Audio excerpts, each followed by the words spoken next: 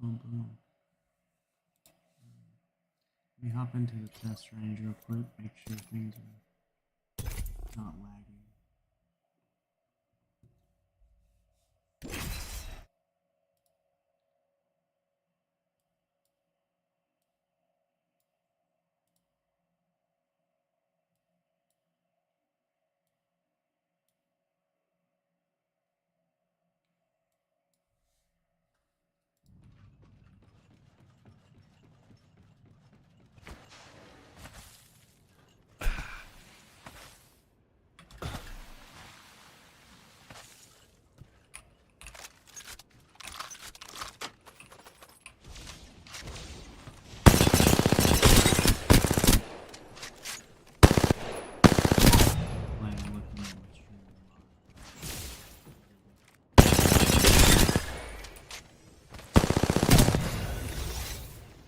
Bloody oh.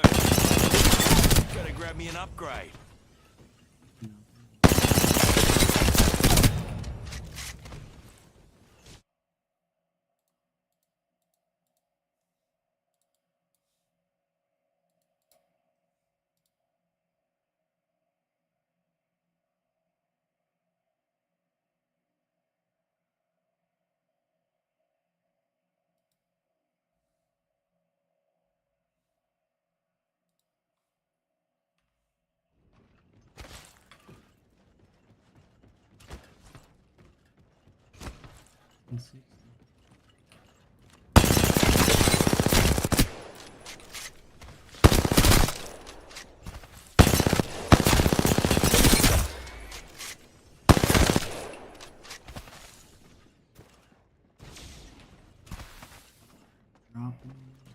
Fusey's ready for an upgrade.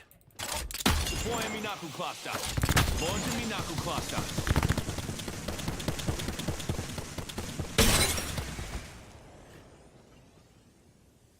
Dig it. We will live with it. I can stream this.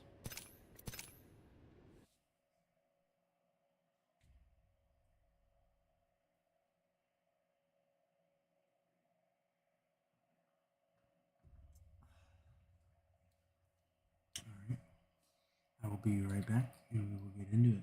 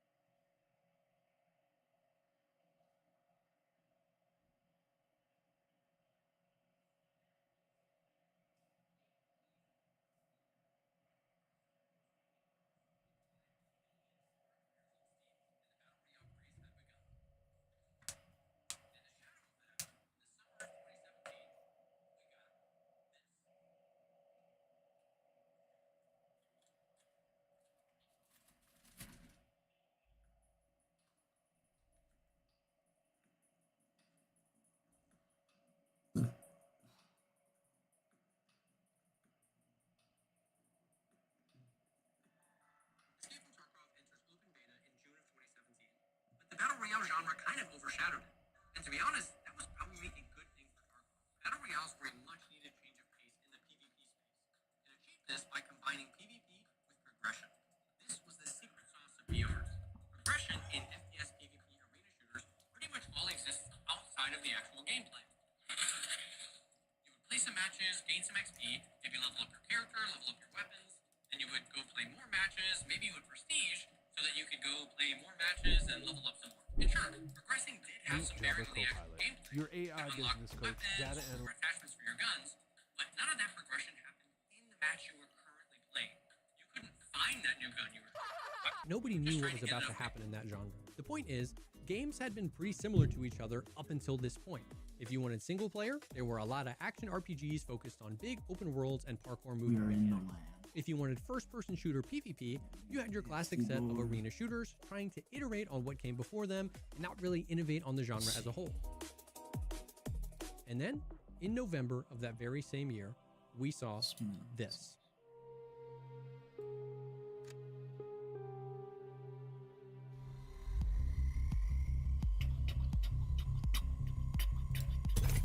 She gives me pause.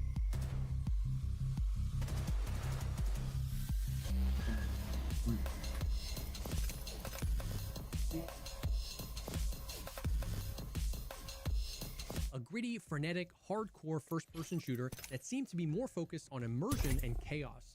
A game where you can get snuck up on and killed instantly, a game where you limp around when you get shot in the leg, and a game that lets you customize your gun with an unprecedented amount of control. Now Yeah, this look it up. could be different. Fast forward to 2017, and not a lot happened in the FPS PvP space. More Battlefields, more Call of Duties, You want the numbers, Mason? ultimately a lot more of the same. And absolutely nothing showcases gamers' desire for a new and novel experience like the meteoric rise of the Battle Royale. PlayerUnknown's Battlegrounds, aka PUBG, released on March 23rd, and by the end of the summer it was reaching 1.5 million concurrent players on Steam, and the Battle Royale craze had begun. And in the shadow of that, in the summer of 2017, we got this.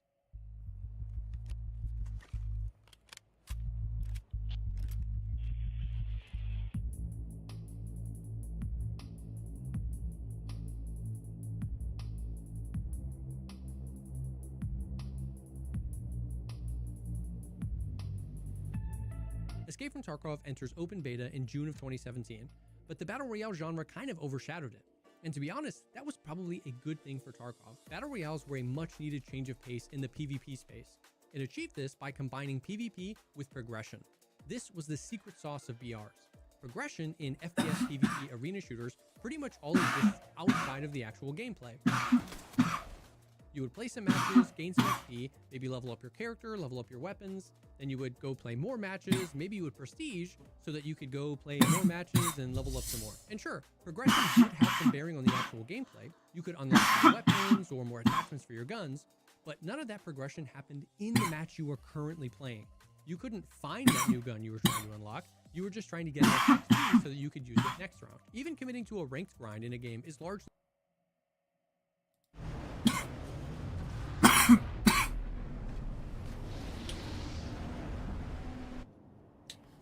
Boopity-boopity-doo.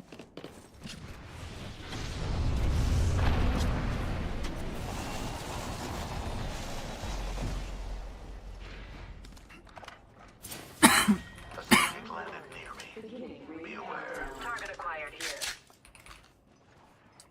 My balls hurt.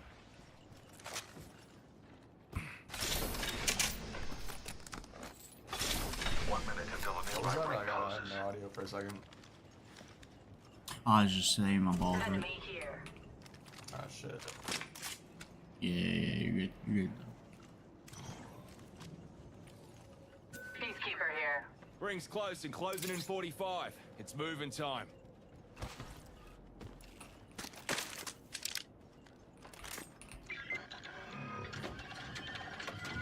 Weapons enhanced and ready to dance. 30 seconds. We are close.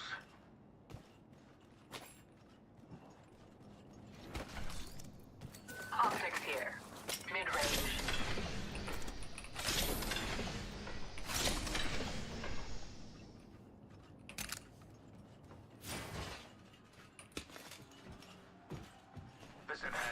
Evo harvesters superior are now results. available.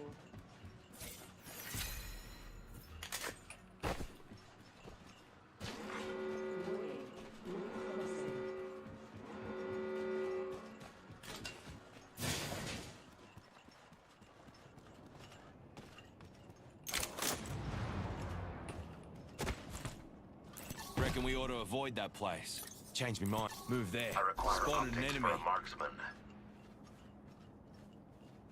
Move there. Gotta clown that away.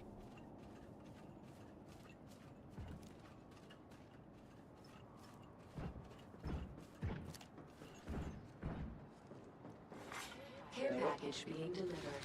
Joker here. Check it out. Care package coming in.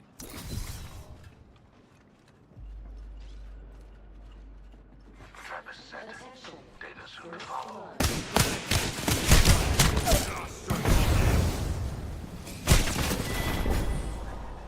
I used to go by No. the name Hope, That's which is something you've lost. Don't be. This fight isn't over. Get up. oh yeah. Hostile right here. Don't worry, I'm here.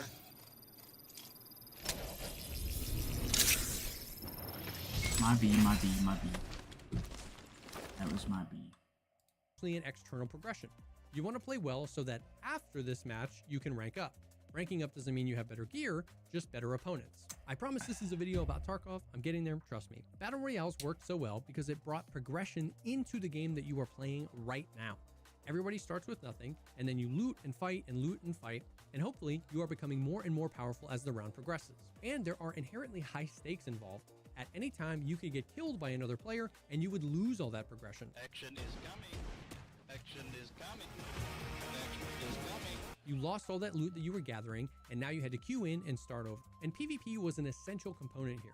Being crowned a champion over the 100 people that queued in with you only works when it's real people that you now feel superior over. Fighting 100 bots to be crowned the winner just isn't that compelling. They took PvP, added progression in the match you were actually playing, which created the high stakes of potentially losing that progression, which created a Oh, these level were of tension and stress that slowly fire rises as the days, match bro. plays out and boils over in Oh one my last showdown goodness. to be crowned the winner. And the beauty of a battle royale is that it's simple. You either win or you lose, and you queue up and try again. When you play the game of Fortnite. you win, or you Go back to the lobby. And now, as a result of the flood of battle royales on the market, you have literally tens of millions of gamers across the world getting used to progression, getting accustomed to high stakes, and getting addicted to that tension. We've helped thousands of veterans get jobs in tech making $10K or more a month without spending 4 years in college. And here's how. And then, Tarkov finally steps in the room and asks if you're ready for the big leagues. If in addition to all that, you want the final and most important ingredient to the game that will ruin your life. And that ingredient is pain.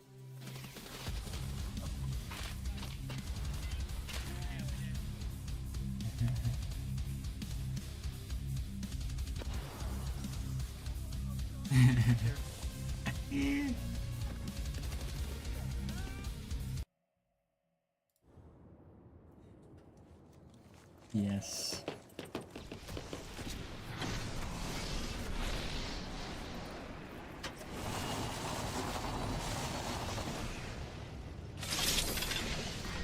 Round one.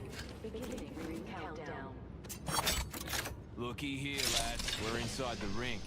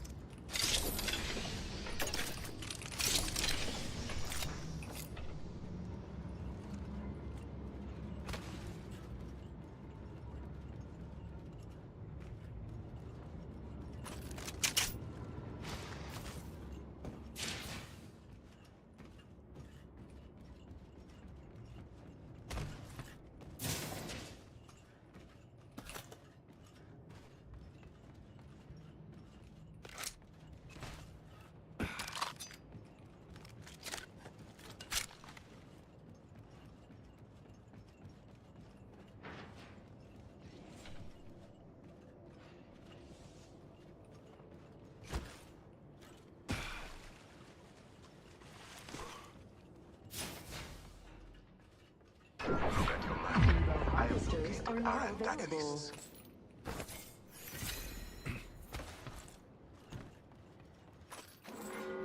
Warning. Ring closing. Looky here, lads. We're inside the ring. Weapons enhanced and ready to dance.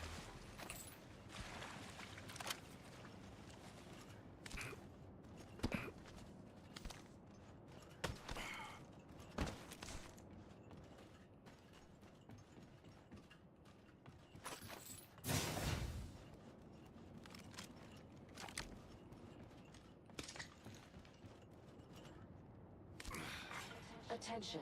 Delivering care package. Check it out, Kip. My weapon is now in hand. My ultimate is ready.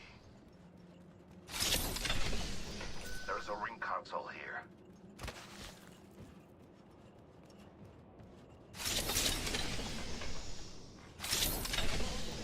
First blood. The first legend falls. I've located the next ring. Inspect your map. Got some extra supplies here, Pops.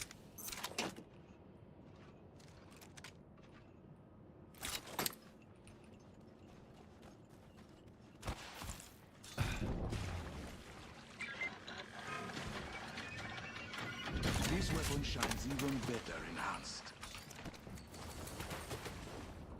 Thanks. It is not.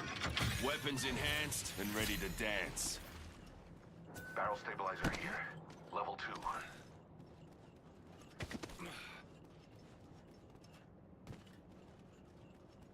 Independent variable added.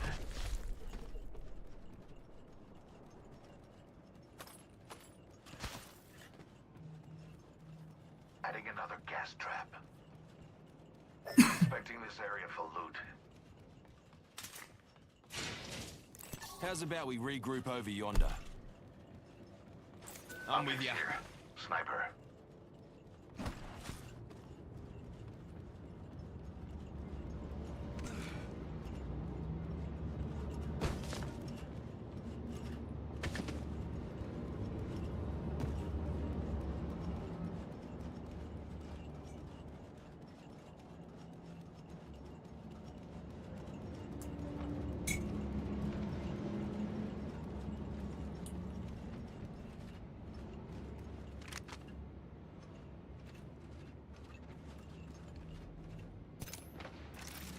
That way, fellas.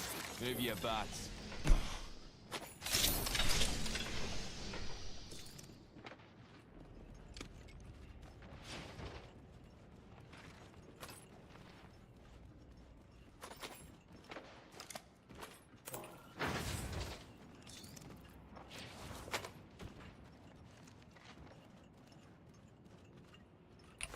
I have a subject in view. I suspect we will find something here.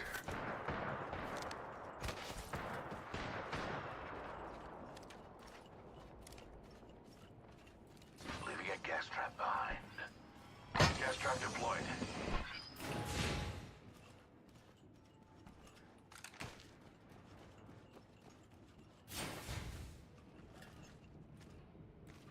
Target spotted. Listen, I hear enemies that way. Lead the way, my friend. Move that way. Beware, I've added a variable. Trap is set. Data soon to follow. Keep away from there.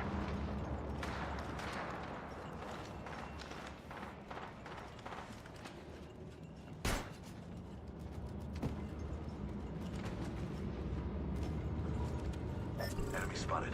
Far. Antagonist over there. Gas trap deployed.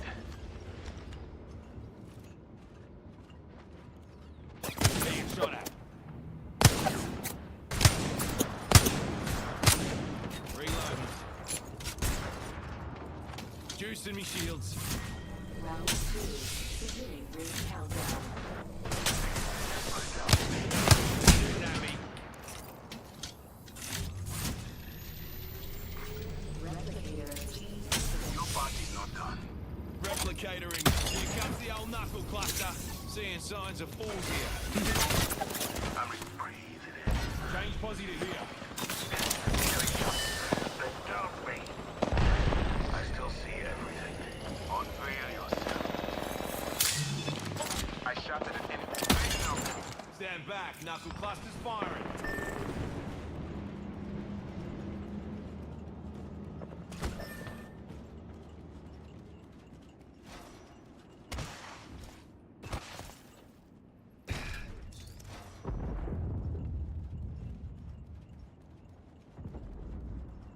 Yeah, good time to recharge my shields. I'm nearly empty. 1 minute and I'm so close I can damn near taste the ring. Fusey's got an upgrade.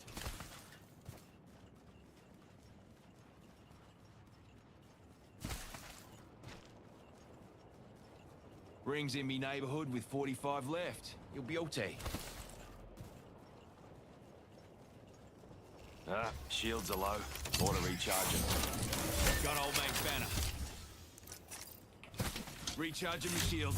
30 seconds. Ring's near.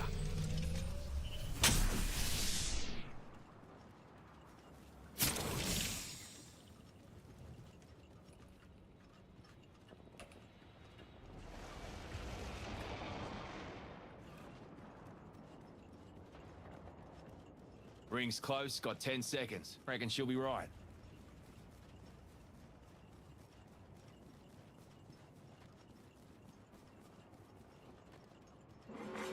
Warning. Ring closing.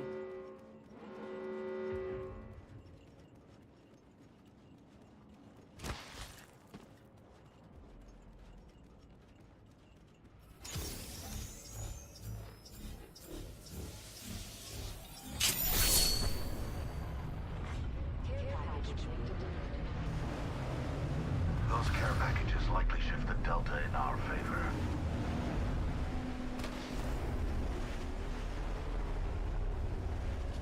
That was enlightening.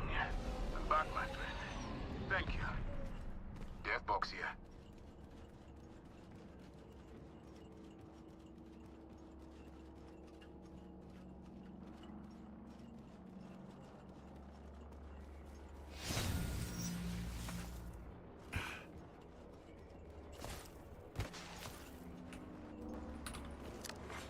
Attention. At me. Reload. There's a new kill leader. Just another insect if you ask me. Administering medical aid.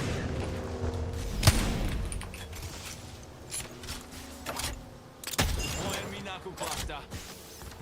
Deploying me knuckle cluster. Healing my wounds. Healing. I'll walk it off. Need to compose myself. I've discovered the location of the next ring. Check your map. Healing my wounds. Juicing me shields. The bloody hell. Enemy left. Taking it beat to Go get shooting at me. Enemy shield. Healing up. You'll be right. We defeated the champion. administering medical aid. Replicator incoming. Get amongst it, fellas. Juicing me shields. Change posse to here. Administering medical aid. Bleeding out. 1 minute, and the ring's spitting distance. Proud of you, fellas. Healing my wounds.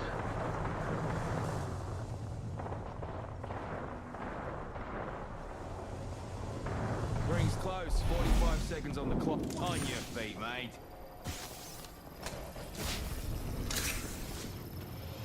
I dedicate this encore to you. Need to compose my medkit here. Healing. I'll walk it off. Using a Phoenix skin. Ring's near with 30 on the clock. Let's move. Healing up. You'll be right.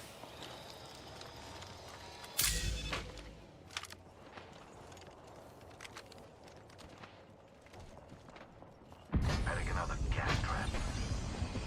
10 seconds and the ring's close. Got us an evac Joker over there. Agreed. I have shattered a subject's skin. Down a subject. Ring moved. Care package. Launching the Arc Star. Arc Star going long.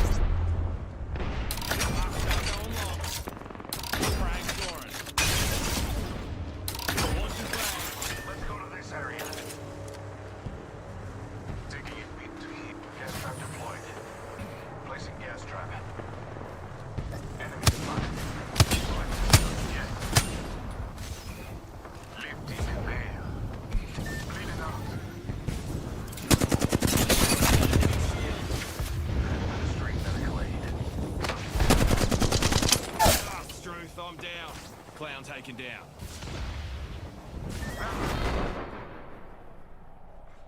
Round 4. Beginning ring countdown. No shit.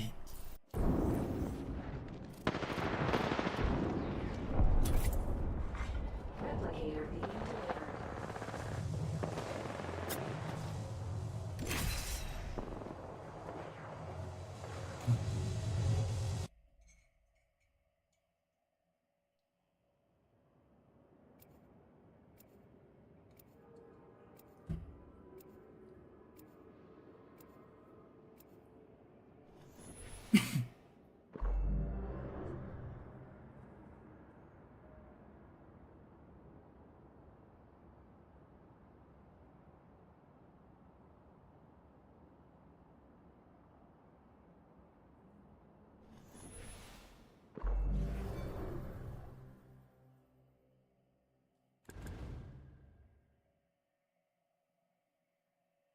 This ring's got a date with me, myself, and I.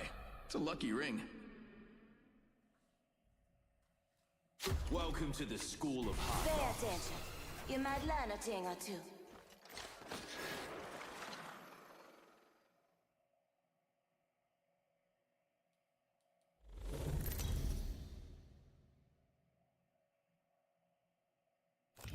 This is your champion. Try as you might, you can't kill a what, son?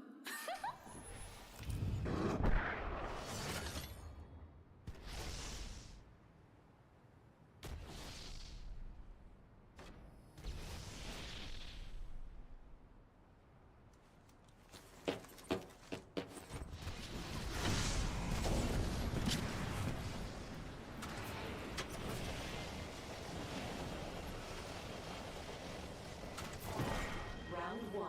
Beginning ring countdown. We're all inside the ring. Good.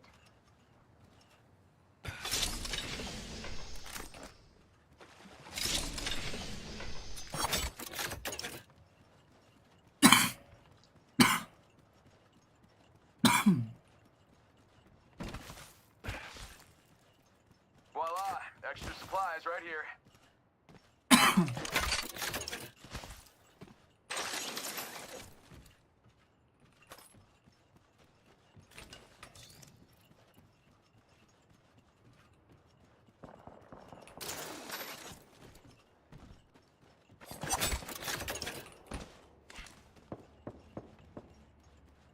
This weapon is enhanced, beautiful, dangerous.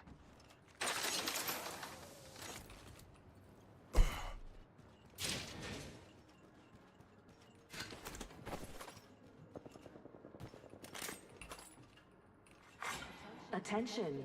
Evo harvesters are online.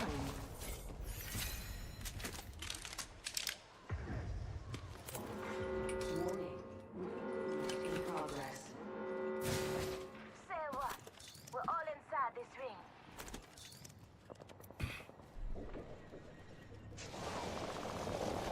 Got one here. Clown spotted over here. Shot at. Arc Enemy star. last hit. Watch yourself. Decoy escape deployed. Shooting. Gonna- So some after this. Listen up, I'm getting shot down. Joker's shooting. I got everything under control. Reload. Recharging my shield. Got a secure package coming in. Faking him out with a decoy. Shooting at me. Feeling can stop though. Okay, don't worry. I'm coming out. Enemy shield cracked. Start shot fire. That's the last time you charge anybody. Use different weapons.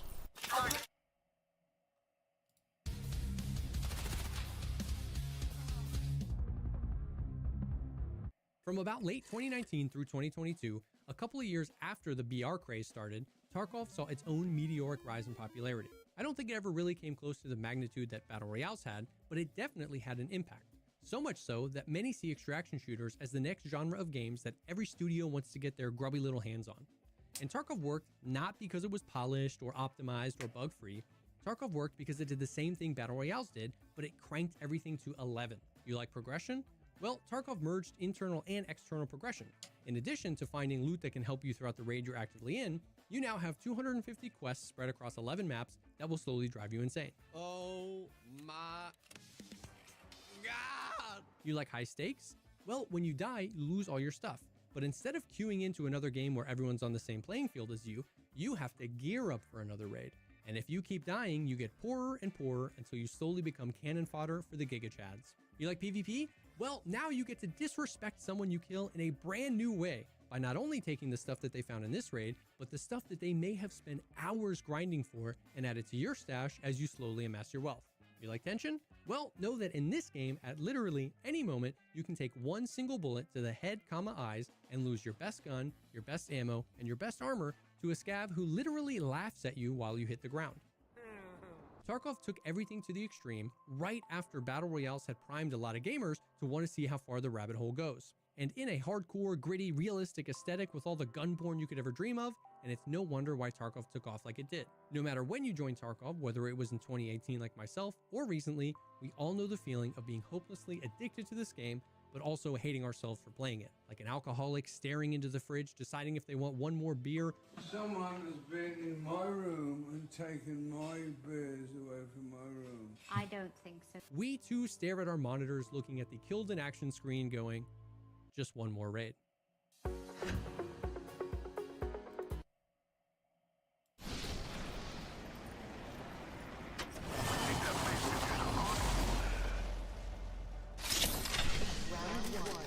Beginning ring countdown.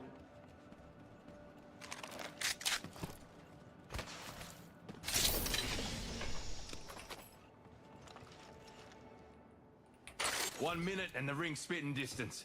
Proud of you blokes.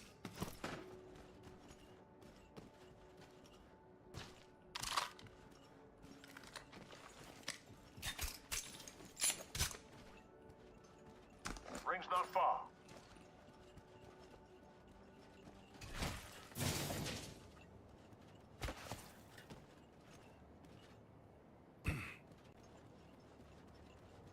Extended energy magazine here. Level 3. I got an extended sight. I could use that.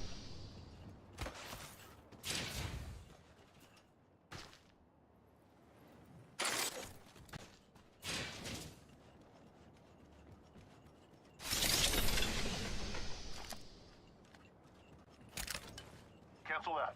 10 seconds and the ring's close. Evo harvesters are now available.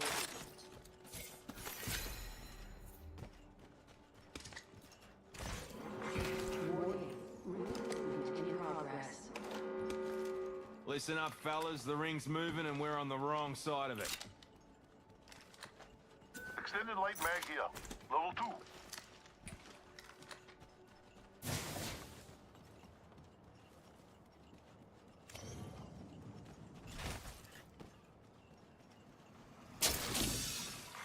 Attention.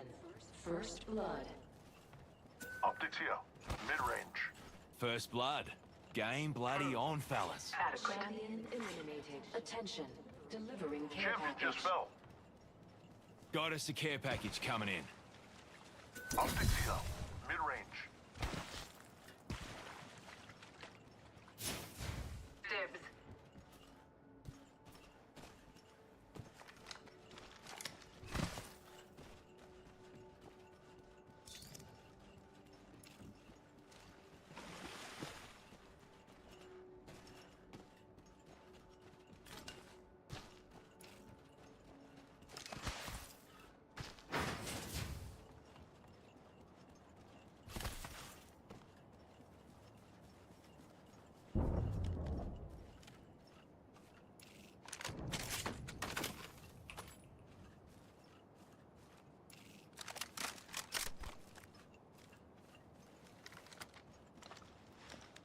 Looking for a frag grenade. Attention. There is a new kill leader. A new kill leader. We have our target. I now have an enhanced weapon.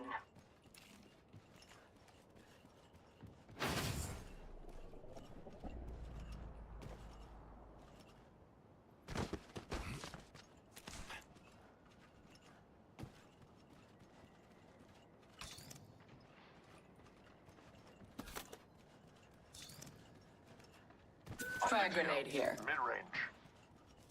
I need it.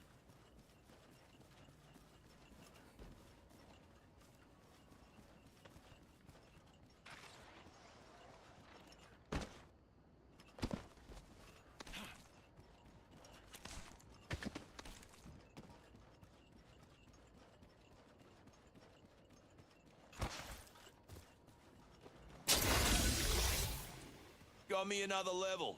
Time for an upgrade. Hoy, I'm upgraded and ready to put her to use.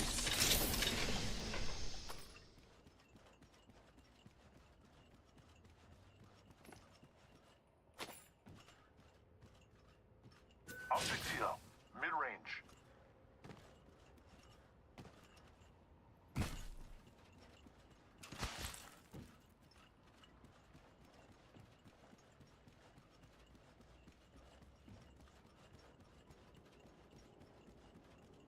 Optics here.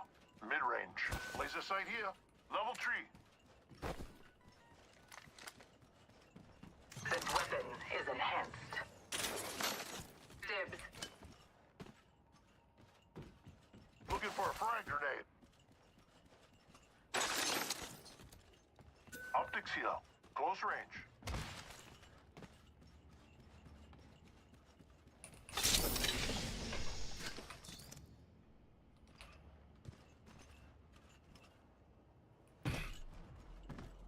Backpack here. Level 2. Barrel stabilizer here. Level 3. Extended light mag here. Level 3.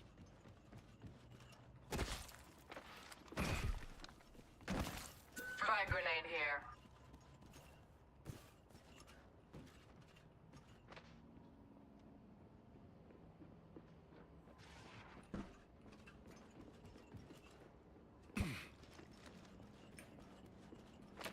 Who the fuck is everybody, Gibby?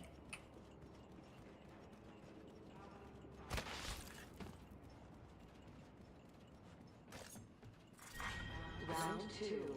Beginning ring countdown. A care package has touched down over there. The next ring's far. Do not get caught outside of it. The champion has been eliminated. Delivering replicator. The champion has proved unworthy of the name. Here comes a replicator. Enemy at that location. They will. I'm getting shot. Taking fire.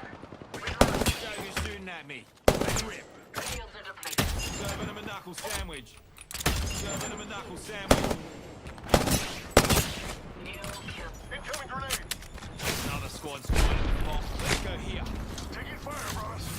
They'll never shoot through this. Go here, fellas. Healing up. Healing. Give me a sec. Give me my shield. Taking fire. And it's pitiful. I've been downed. Unacceptable. Just you and me now, brother. Lucky for you, I've got some extra supplies here. Taking fire, brothers. Down, brothers. Rings close. Incoming grenade.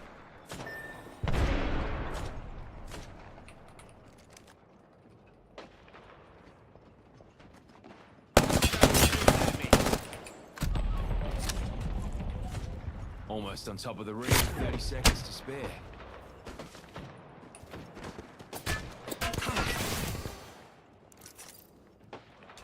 Juicing me shields.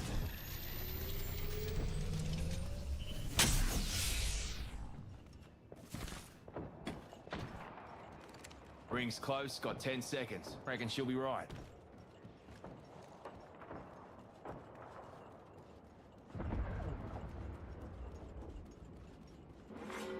Warning.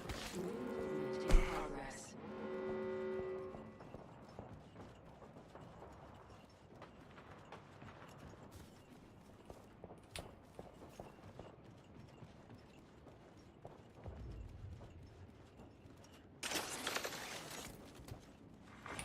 Care package being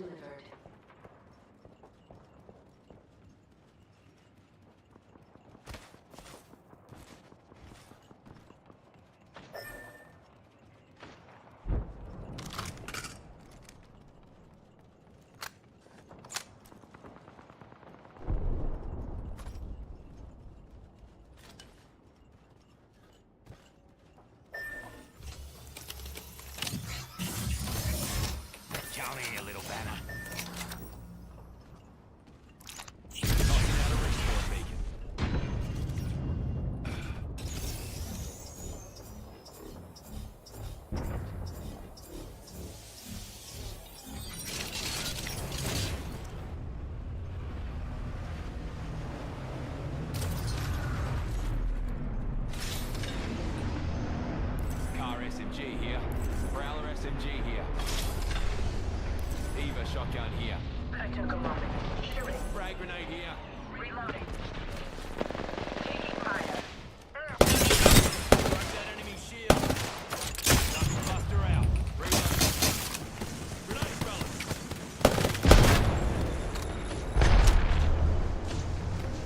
Watch out, brother. We get another squad. Calm down. Beginning ring countdown. Reading the feed? Half the squads are up. They will be found. Give me my shields to recharge. Shields are depleted. Airstrike. Replicator dropping. Heal, heal, heal. Airstrike on us. Fire here. Enemy target here. It's not fair, I know. I'm learning how unfair life can be too. New kill leader. If you turn that corner, they're all three of you looking that way. Yep.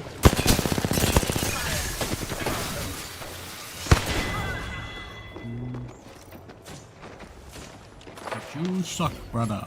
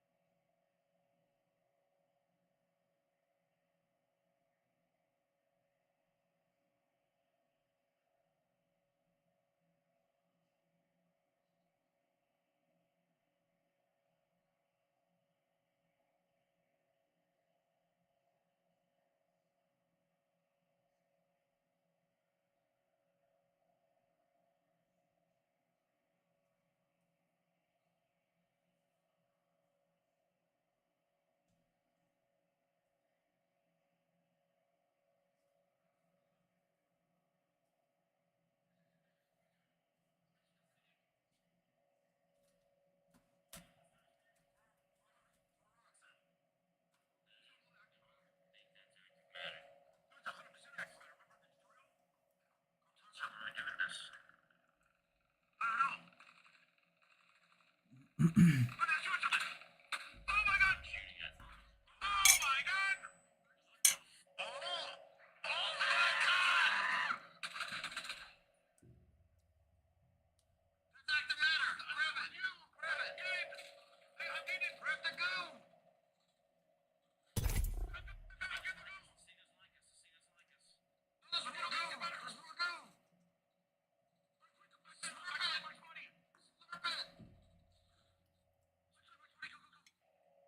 may vomit from the spectate, I'm not gonna lie. The head bomb is insane. That's your hammer.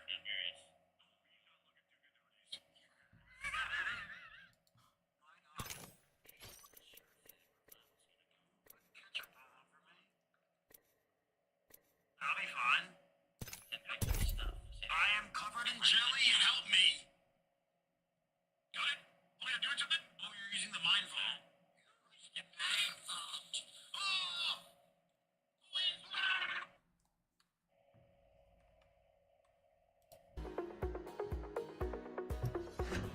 Now, I take you on this journey for a few reasons. One is to remind you of how much Tarkov really did change the face of PvP gaming right after the Battle Royale genre did the same thing, and two is to assert that in its very nature, Tarkov has always been hardcore. And now we're at the present. Tarkov generated a lot of buzz, both positive and negative, by announcing and detailing their recent hardcore wipe. And on the surface, it seemed like Tarkov was doing what Tarkov does, dialing the challenge up to 11. And it was even kind of touted as a way to get back to the roots of what Tarkov used to be. But the more they explained it, the less sense it made to me. The changes they were making didn't seem like old Tarkov, and it didn't seem hardcore. It didn't seem like they knew what that meant, or at the very least that my definition of hardcore was different than theirs. Because to me, Tarkov had always been hardcore, just used to be less annoying. So the question is, why did we need a hardcore wipe? And specifically, why did Battlestate Games think we needed one? To understand this, we have to understand what's been happening to Tarkov over the past few years. And I think I might have figured it out. It all starts with this question. Has Tarkov gotten easier or harder? Now, if you're newer to the game, you're going to have to bear with me here because I think this is actually at the center of what BSG misunderstands about Escape from Tarkov. If you've been playing Tarkov... Estás bien pendejo, güey. Es una gráfica, no es una compra normal, güey. Una gráfica que te va a correr bien el GTA 6, yo creo que va a estar como en 20,000 baros, güey, así fácil. Vamos a los de otra PC. Literal, ajá. An enemy landed near me. Cheeky rascal.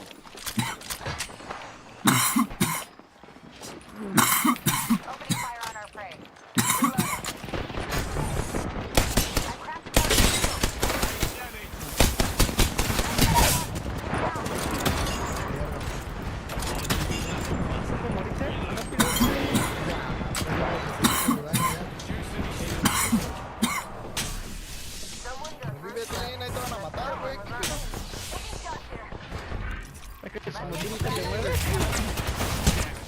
Como siempre te quedas muertito ahí, quietecito.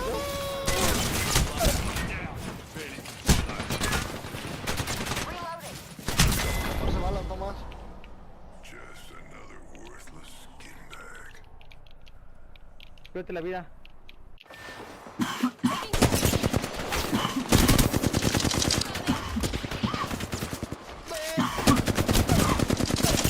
Ya, me bajé mi lifeline yo, güey. Voy a bajar el lifeline. Vaya, ya se explotó. Yo a mi Voy a bajar el lifeline. Voy a bajar el lifeline. Pinche pendejo. Bien viva. Huevos.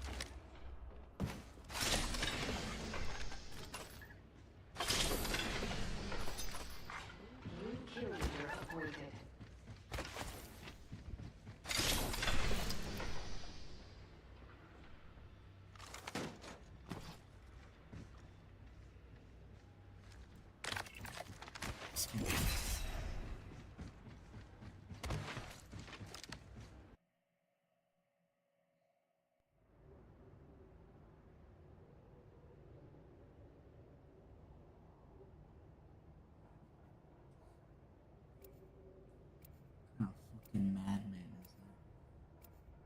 I just love smoking mids.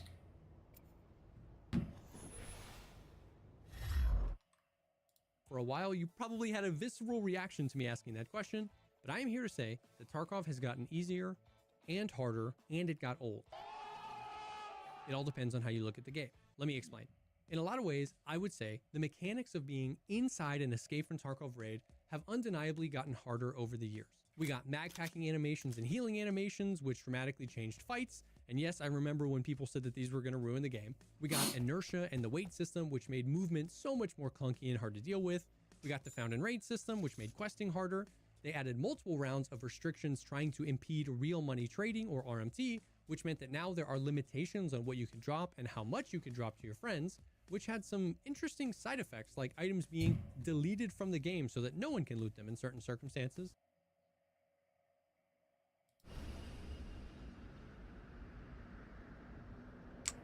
Contact with target. Here we go. Ready up. I mean, if we're being honest, that's like I feel like that's a good start to all the problems right there, bro.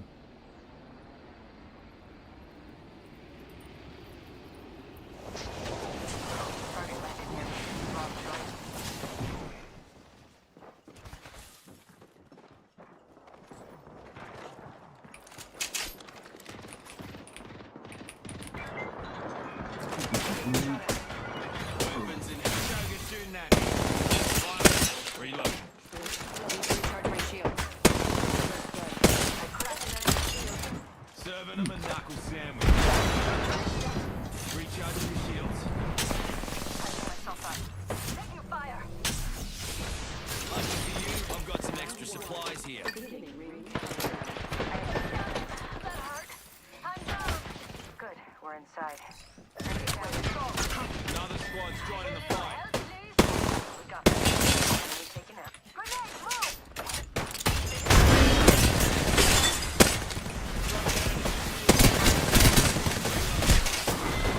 Yeah, dude, just don't get out. I killed. Who are you again? Never mind, I don't care. I like how it doesn't let me slide out from under there. Right here. Close to me. Also, it goes both ways, meaning there isn't just a limit on how many things you could drop, but also how many things you could hold. We've all seen the videos of people finding 3 or 4 LEDXs on labs and having to leave some of them behind because you're not allowed to carry that many. We also got a lot of secure container restrictions. Even before the hardcore wipe, the secure container was the most restricted it had ever been.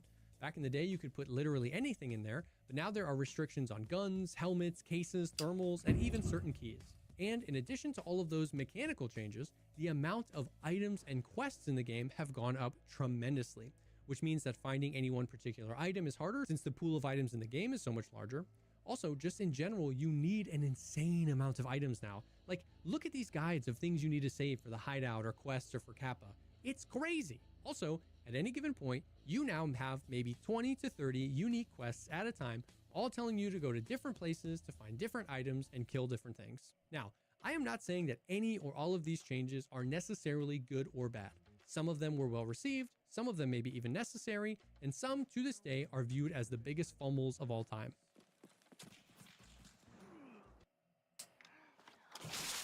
What should we do? I'm going to cashnetUSA.com. I can apply.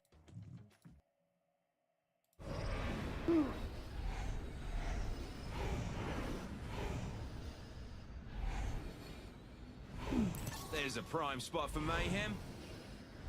Forget that, eh?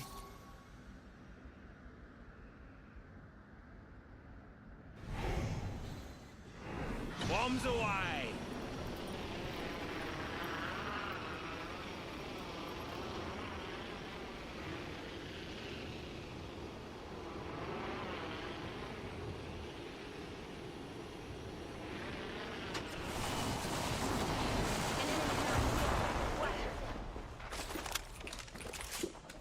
An enemy landed near me.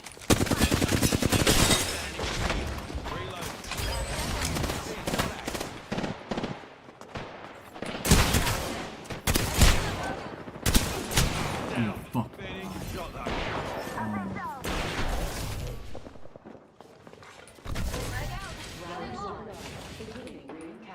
Personal. Recharging my shield. Don't worry about me.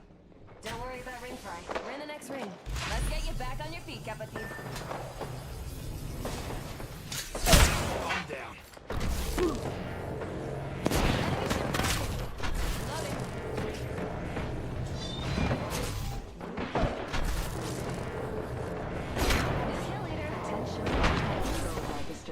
online. Recharging my shields. One sec.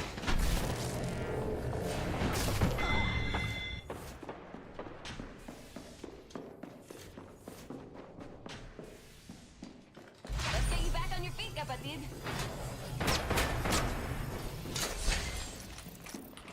Recharging my shields.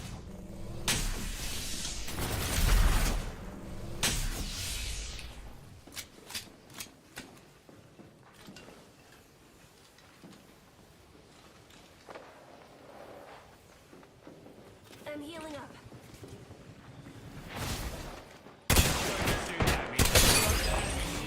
Getting your shield dancing. Reload. I level up. Reckon it's time for an upgrade. Juicing me shields. Minus one opponent. Down. Enemy here.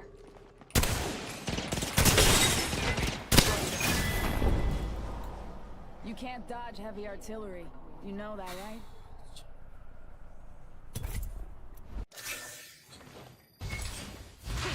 I gotcha. Okay, what are the chances? I am just saying that a lot of those things have made the experience of being in raid harder or more tedious. There are a few things that have happened over the years that have made raids a little bit easier, such as the addition of surgical kits or stims, but I could make a whole video on the stims and their relation to the weight system and how when BSG tries to balance things by nerfing the Giga Chads, it always disproportionately affects the casuals more, but I'm already fighting for my life with this script, so just go watch my weight system video if you want my thoughts on that. Ultimately, those are some of the ways that Tarkov has gotten harder, but in addition to all those changes, Tarkov has also gotten a lot easier because there are more ways than ever to avoid or bypass all of the friction of Tarkov, including those previous changes I just mentioned. First and foremost is the flea market. This changed looting forever. Now, any item in the game could be converted to rubles, and then those rubles could be converted to any item in the game that you wanted. Now, it's gone through many iterations. The found and raid system that was added to balance the flea has always been convoluted, to say the least, and we've even had them toggle off and on that found and raid flea a couple times. They've continued to try to balance it over the years by restricting high-tier ammo and high-tier armors off the flea, but it undeniably completely shifted the way people think about looting and making money in the game. The flea market was the moment where looting in Escape from Tarkov became less about what you need and more about what sells well. The second thing that allows you to bypass much of the friction of Tarkov is the hideout. The hideout introduced crafting, which allows us to craft things that are sometimes otherwise unpurchasable, like certain ammos. It also allowed us in many cases to directly craft the items that we need for our quests so that we don't need to go find them. And since items crafted in the hideout are considered found and raid, it was another avenue to turn items that we can buy off the flea market into found and raid items that we can then sell on the flea market. It also introduced the concept of passive income to Tarkov. Not only could you be crafting a ton of things at once that you planned on selling, but the Bitcoin farm meant that as long as you had fuel in your generator, you were making potentially millions of rubles a day.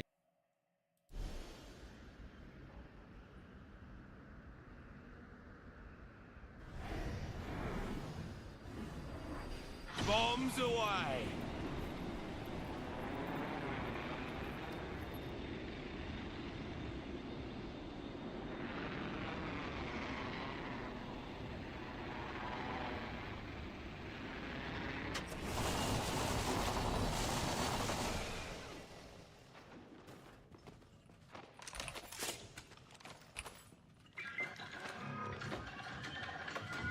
Weapons enhanced and ready to dance.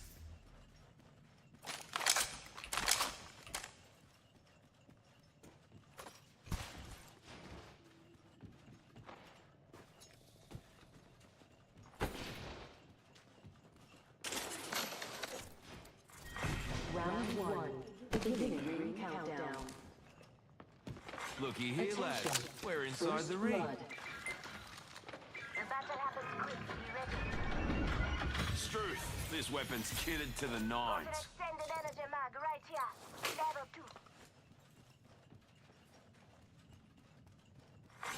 2. Evo harvesters are now available. Backpack here. Level 2. New kill leader appointed. Using the decoy escape. Got us a new kill leader. Wouldn't mind saying g'day to him. I'll take that. Extended heavy mag here. Level 1.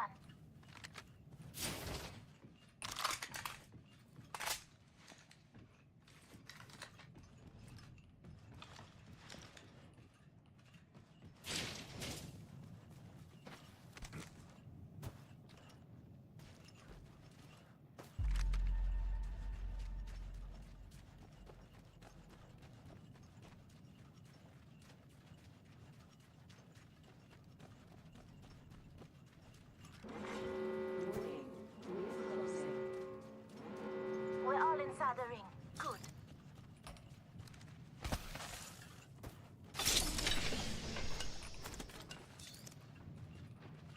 Extra supplies here. Firepower is...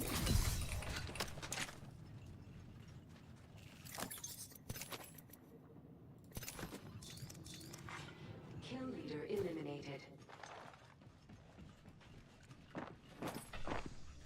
My weapons in hand. Ready to dance. Enemy shield. They're shooting at me. Get place.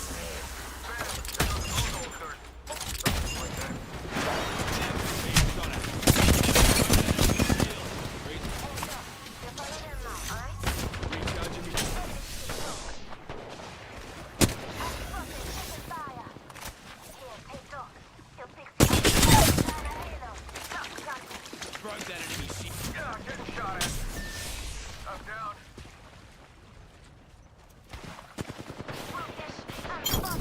Taken all your feet. Last man's got your back. Very good. We've finished off the whole squad. Fuse. I'm hurting. Got to use a Phoenix kit.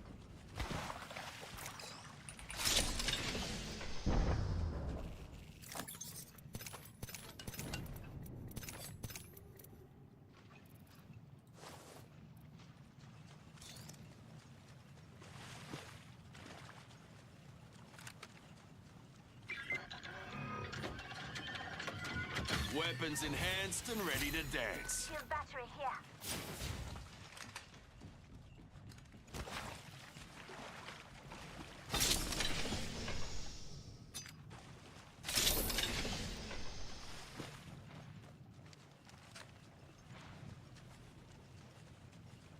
That way, fellas. Move your butt. Loud and clear.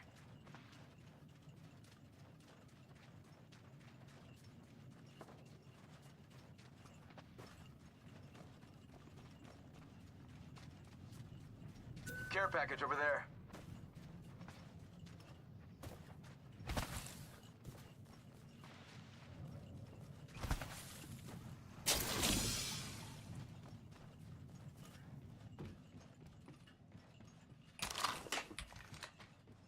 Half the squads are cocked. Extended sniper mag here. Level 3. Sending out another me. Damn, he's good looking.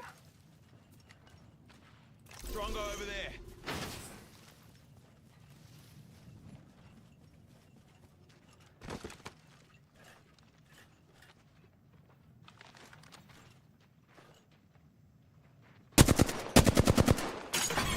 Here comes the motherload. Sending out another me. Damn, he's good looking.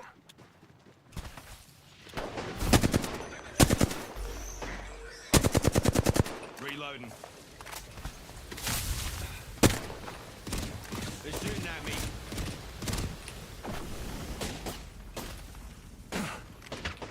Juicing me shields.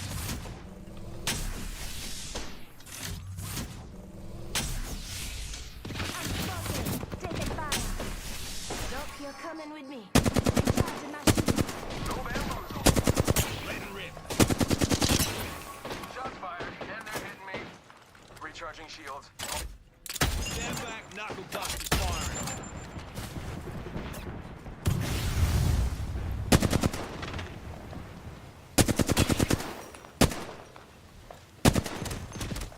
Reloading. Change posse to here. Let's go here. Yeah, I'm getting shot at. Enemy shield cracked. Reloading. Attention. Downed an enemy. There is a new kill leader. Give him my shield to recharge.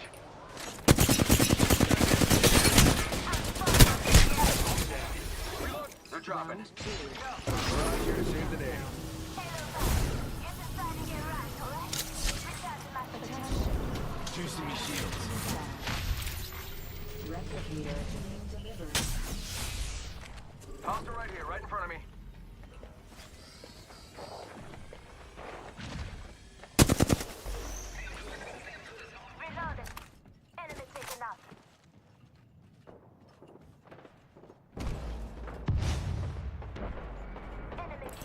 Drongo over there. Sending out my decoy.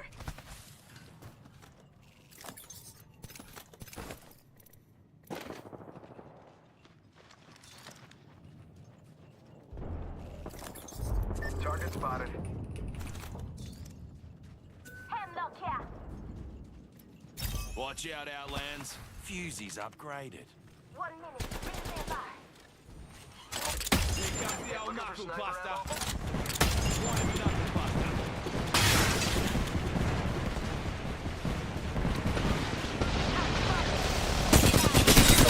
Shooting at me. I'm urgent. Gotta use a Phoenix. Enemy killed. Good kill.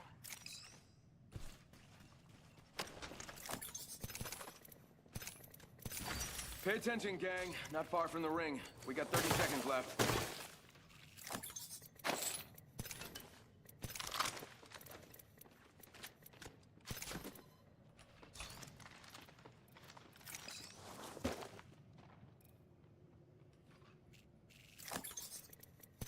Tick-tock, 10 seconds. At least the ring's close.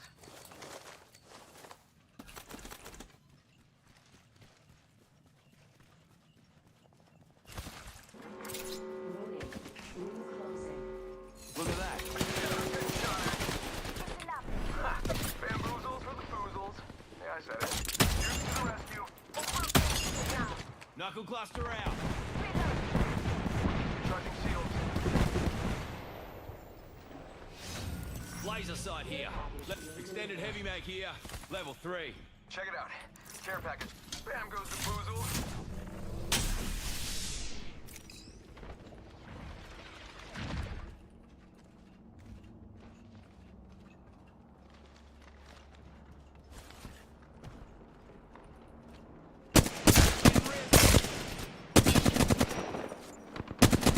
That enemy shield.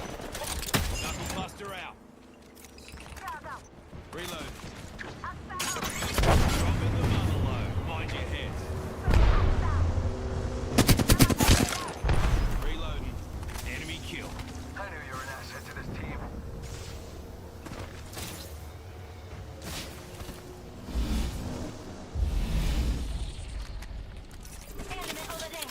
Healing. Give me a sec. Firing. Reloading. Reloading. That enemy shield. Anchor. And Get shot at. Using the decoy escape. reloading. Down another ring. They're shooting at me. Reloading. 1 minute, and the ring's spitting distance, folks.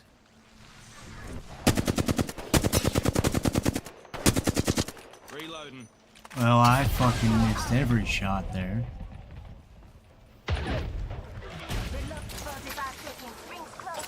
Serving them a knuckle sandwich.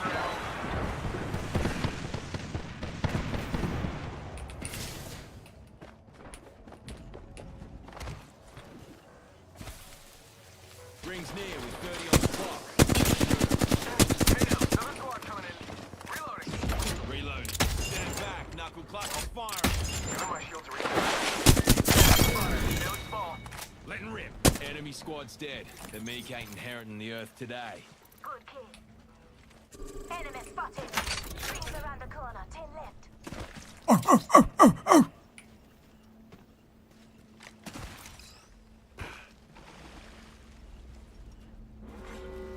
I'm out of sniper ammo. Dropship up there. Listen up, fellas. The ring's moving and we're on the wrong side of it. I need energy ammo. Check it out. Got some extra supplies here, pups.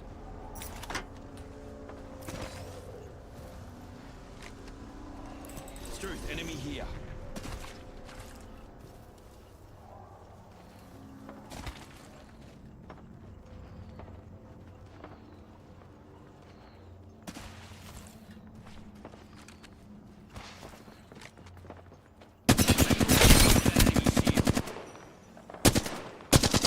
Reloading. Deploying me knuckle cluster. Sending out another me. Damn, he's good looking.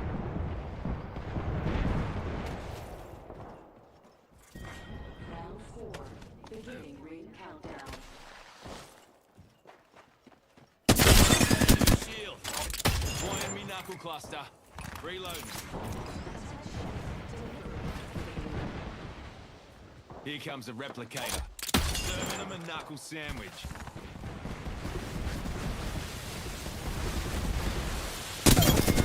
Reloading. Enemy squad's dead. The meek ain't inheriting the earth today. Just a script. 1 second. A little fucking rat. Does this enhanced weapon make me look scarier? I bet it does. Extended heavy mag here. Level 3. 45 seconds. Rings just up ahead. Last care package over there. Extended heavy mag here. Gold tier. Got some extra munitions here. Spotted one. I'm gonna cancel that. 30 seconds. Rings close. Hostile over there. Forget that. Extended sniper mag here. Level 3. Ha! Bamboozles for the foozles. Yeah, I said it. Recharging me shields. Hostile right here.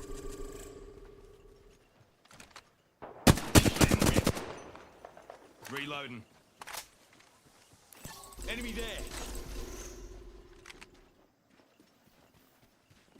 Got one here. Shot fired and they're hitting me. Give my shield to recharge. Say what? Got my head over here. I'm healing the shield.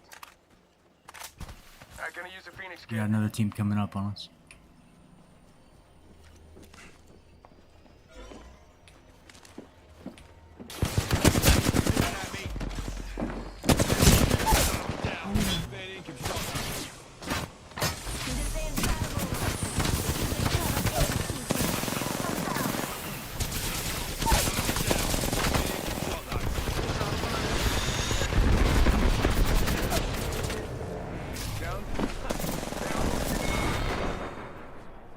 You give me hope that the meek won't inherit the earth after all. Yeah.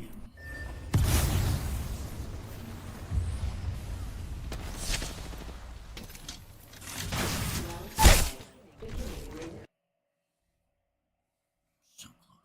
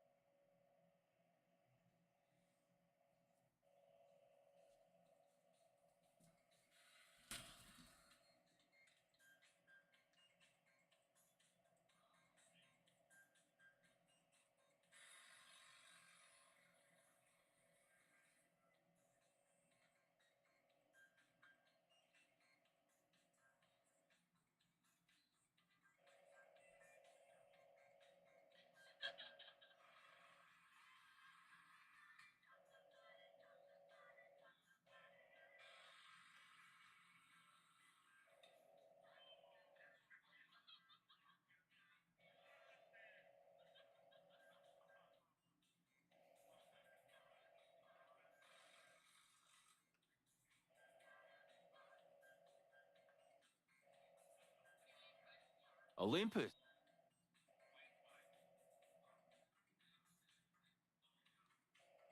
You didn't. I've never seen anything like this. In my 12 years of building controllers, they strap themselves. The wiring is honestly spectacular. They top glued it. This guy knew what he was doing. 3D printed insert. The hole is super rough, which is like, this is really clean, this is really rough. This feels awesome. You can build your own back buttons without spending a ton of money. This is just like a micro switch. Super cool. If you want to take her home, you can build your own ladder controller.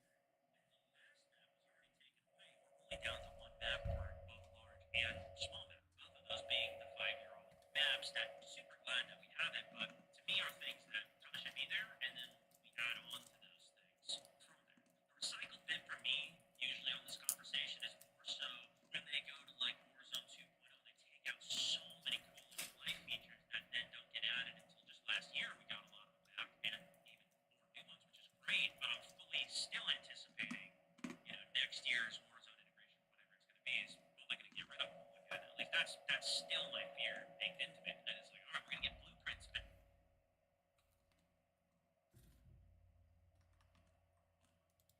Without doing anything. Finally, the hideout introduced things like the scav case and the cultist circle, which are ways of potentially getting some of the rarest items in the game, once again, without having to find those items. Instead, you just leave it up to chance. Oh, Chad, I sacrificed a Lega coin.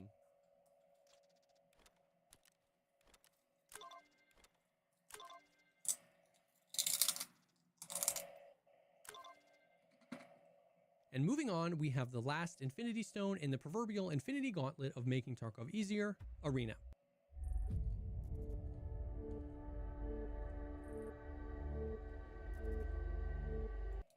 Which, instead of focusing on making money or getting quest items, Arena allows you to fully progress your character's level and soft skills without having to play Tarkov.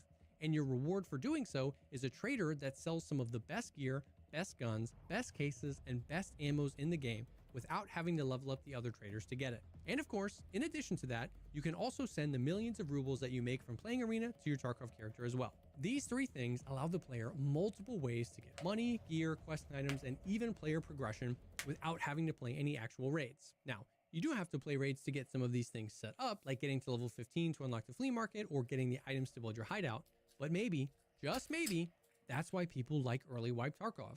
Because it's a brief period in time where not only is everyone on a level playing field, but it's also a time before all the ways to skip the friction of the game have opened up. Again, I'm not saying that we should get rid of these things or that any of them are inherently bad, but I think that after going through all this, if we revisit the question, has Tarkov gotten easier or harder, we can see things a little clearer. It's hard to answer that question because it seems like the game has gone in both directions, and it has done that without an obvious cohesive vision for what the game is supposed to be. Is it supposed to be hard? How hard is it supposed to be? And in what ways is it supposed to be hard? Are you supposed to be able to skip what makes it hard?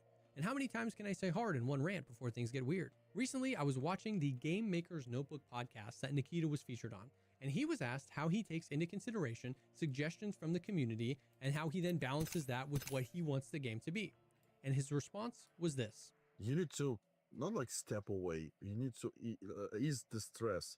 Because in my perspective, in my vision, Escape from Tarkov is way more harder than now. Way more. Respectfully, what the f does that mean?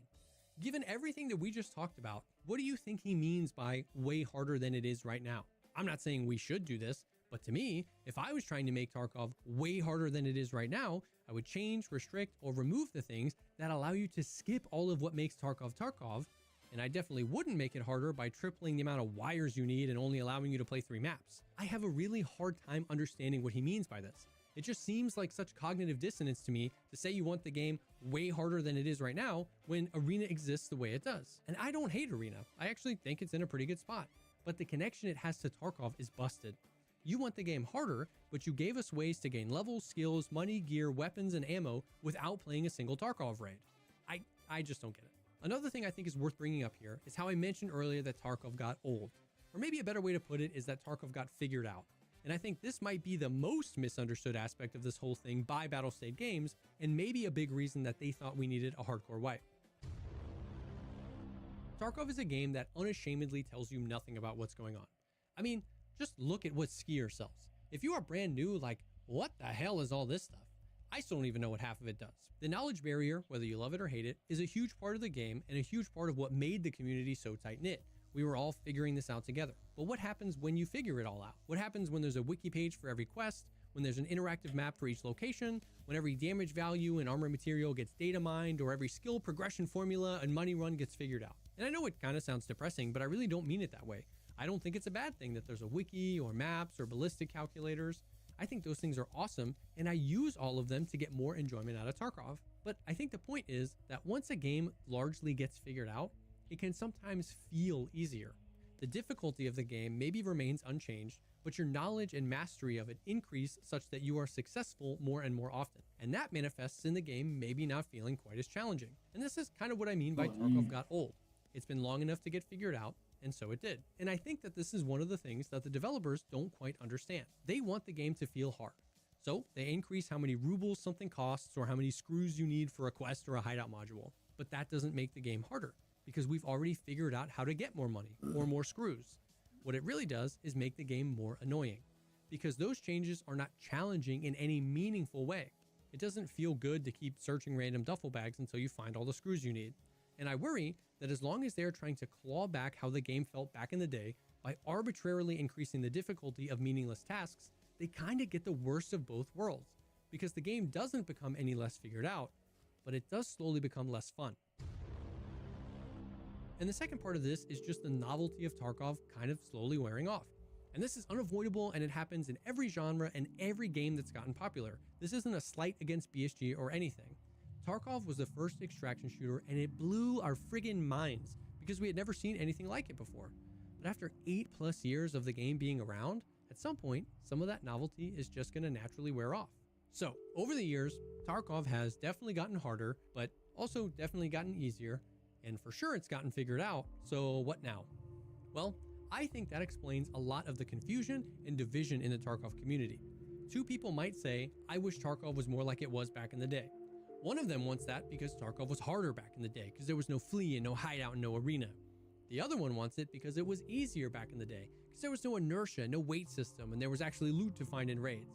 And both of those people probably don't realize that part of what they miss about back in the day is the fact that Tarkov was so fresh and new and hadn't been min-maxed yet. Nobody knows what back in the day means anymore. And I think that this confusing, jumbled mess explains a lot of the changes that Battlestate games have made over the years. It seems like each of the major changes was implemented in a vacuum, without really thinking about how they affect the larger game as a whole. And then over time, they are kind of forced to react to how all of those mechanics affect the game and affect people's perception of the game. I was like, I don't know, like, I just want to play video games and that's it. The hideout is a great example of this. There were a ton of quests in the game before the hideout that were super hard and like RNG to do. Then when the hideout came, there were suddenly recipes to craft a bunch of the things that were hard to find, which was awesome. But then those tasks kind of became super easy because you could just craft what you needed. So they added more hard tasks. And then when those tasks got too difficult, they added more crafting recipes. So then those tasks became easy. So then they added more tasks, and round it goes. Instead of taking a beat to consider how some of these tasks could be rebalanced so that they were still challenging, but maybe more accessible or less reliant on RNG, we just end up with an increasing number of fetch quests, an increasing number of crafting recipes that all just feels like bloat. It doesn't feel like they've taken a 10,000-foot view of Tarkov and laid out a clear vision for what it's supposed to be. And since Nikita himself was saying that the hardcore wipe was a way to get back to the roots of Tarkov and make things feel like the old days, let's now finally take a look at what actually happened in the hardcore wipe. Here are most of the major changes that were made to the game for the hardcore wipe. There's no time to go through all of them individually, but I think there are some really interesting observations to be made here, so I've grouped them into 3 buckets: contradictions, arbitrary changes, and things that had potential.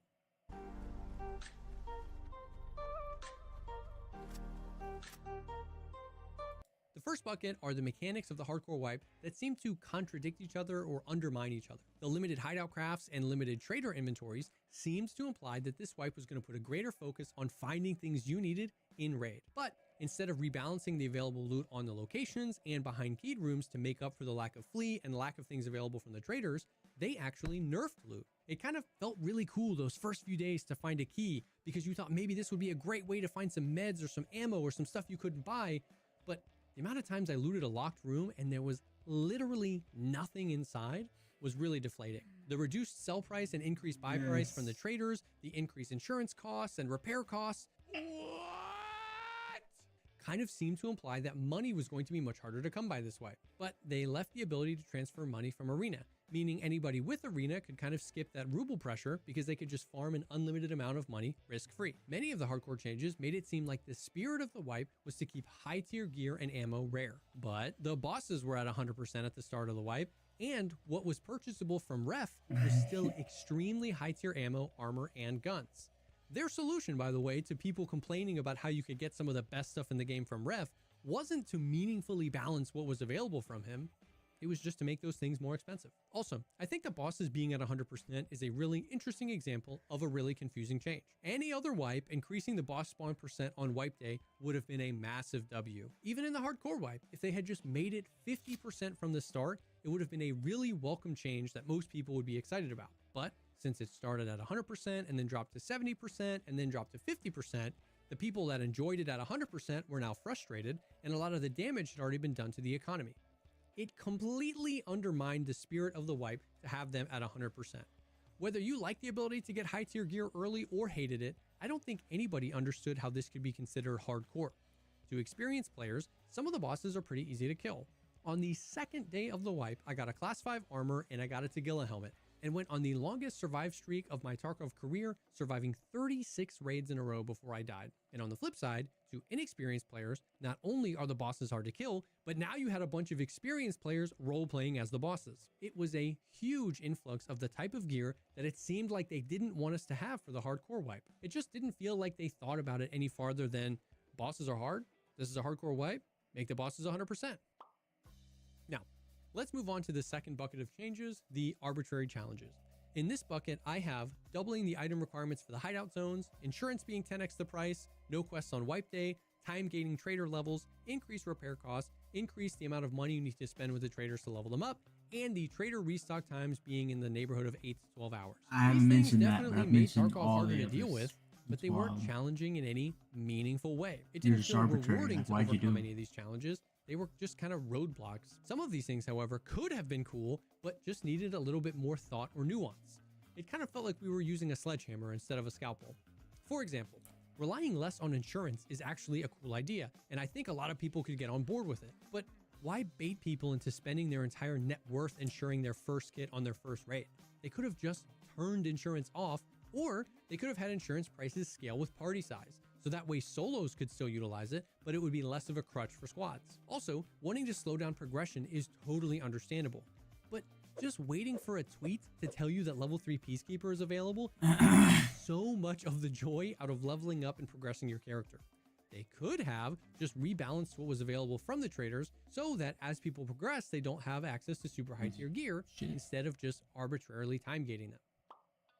And then moving on to the last bucket, we have the things that were actually pretty cool or at least had some potential. Obviously, not everybody liked the secure container changes, but it was something that seemed to get a much more positive reception. And this is something that I would potentially call a hardcore change. I think, It forced yeah, you to I risk do agree more, with that. but it also rewarded you for overcoming a challenge. If you Yeah. killed a PMC and you got to loot them, you got to loot all their meds and ammo.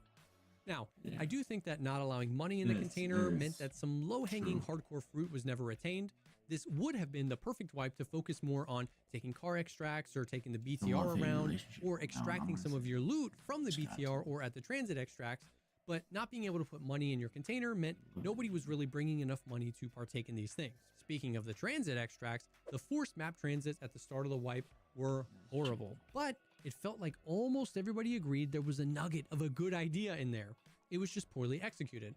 There were so many cool community suggestions during that first week that would have been awesome to be implemented, but instead they just removed the mechanic altogether. Also, it's worth noting that the bugs with the transit system were borderline that's that inexcusable. shit. Crashing, spawning on top of other teams, the Alt F4 bug, and all of the other transit related bugs had all been in the game for over a year. The entire time the transit mechanic had been in Tarkov, those bugs had been present and none of them were addressed before the wipe, and it just completely ruined the vibe. The last thing in this bucket was them getting rid of the flea market. This was probably widely regarded as the best change that they made. Not everybody liked it, but it felt like a meaningful change where there was one less way to rely on getting money or items that you needed, and it affected everybody equally. Unfortunately, as we stated earlier, they didn't really take the time to then balance what was available from the traders or adjust the loot pools in raid to create a cohesive looting experience. They just kind of turned off the flea market, and then eventually turned it back on and arbitrarily made the level requirement. You'd be shocked if you knew what was in Oh, your who? water heater. Who Coro was? protects powered anode rod, prevents corrosion and leaks. 35. So that's the hardcore wipe. And look, I'm not trying to shit on BSG or the concept of a hardcore wipe or the people that have had fun playing Tarkov during the hardcore wipe. Honestly, even while writing this script, I'm almost embarrassed that I can muster up thousands of words of opinions on a video game. Sometimes I even tell myself to go touch some grass, but we gotta land this plane, so let's recap. Tarkov made huge waves when it started blowing up. There was nothing on the market like it. And over the years, Battlestate Games has constantly made some aspects of the game harder and opened up more ways to skip what makes it hard. And I think that them not realizing this has created a cascade of reactionary changes manifesting in a million little buffs, nerfs, and other tweaks that led to a lot of confusion as to what Tarkov is and what it was back in the day. So BSG devised up the hardcore wipe, which ultimately fell short of making really anybody happy because it too lacked a clear vision for what it was supposed to be or feel like, and it seemed like there was no consideration for how the changes being made would impact each other or how they would impact the game as a whole.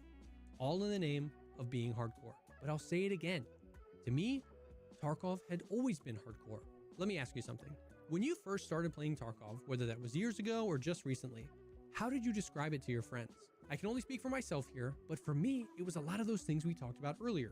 The fact that when you kill somebody, you get to take all their stuff, which means if somebody kills you, you lose everything you have on you. The fact that you could literally disassemble every single part of every single gun in the game and customize it however you want with real world parts. The fact that no matter how geared you are, you can almost always get one tapped, and how you can actually go fully broke and lose everything or make it big and get rich. I remember telling my friends about how you have to manipulate your gear like you do in real life.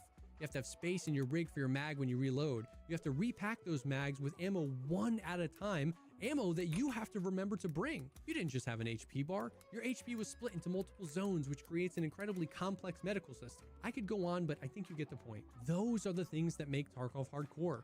Not how many motors you need to upgrade your hideout, or the fact that it takes 60,000 rubles to repair a gun when you can just buy a brand new gun for 40,000 rubles.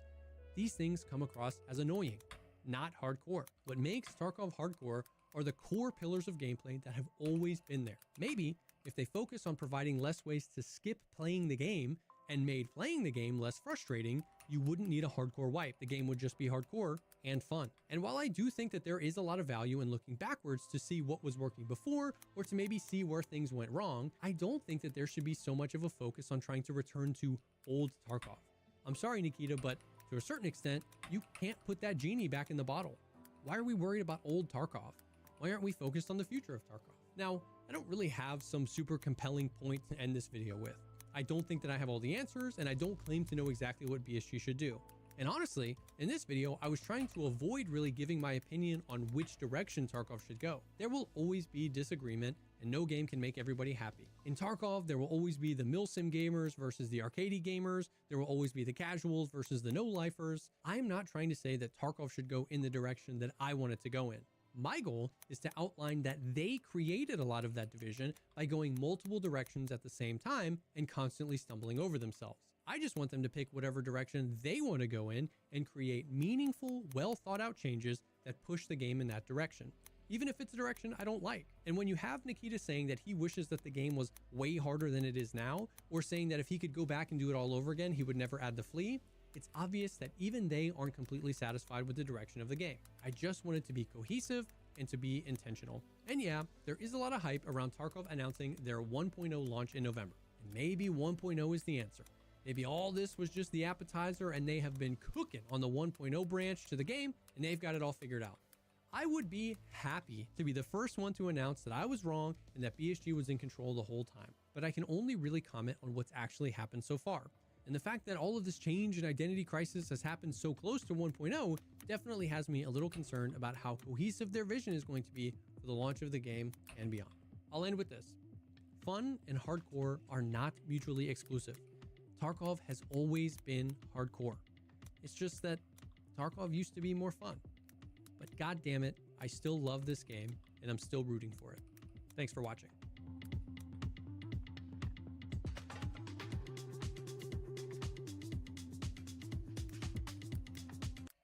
Monday.com, the opposite of any work platform we tried in the past. We tried other work management platforms, not naming names.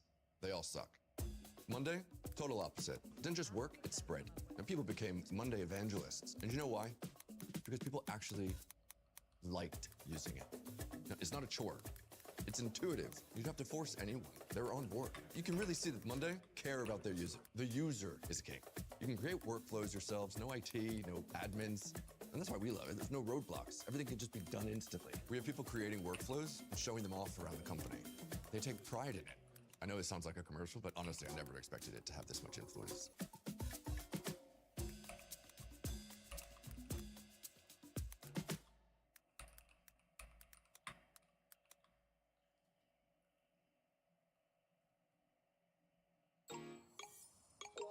Take what you do best and create a website that's worthy of it.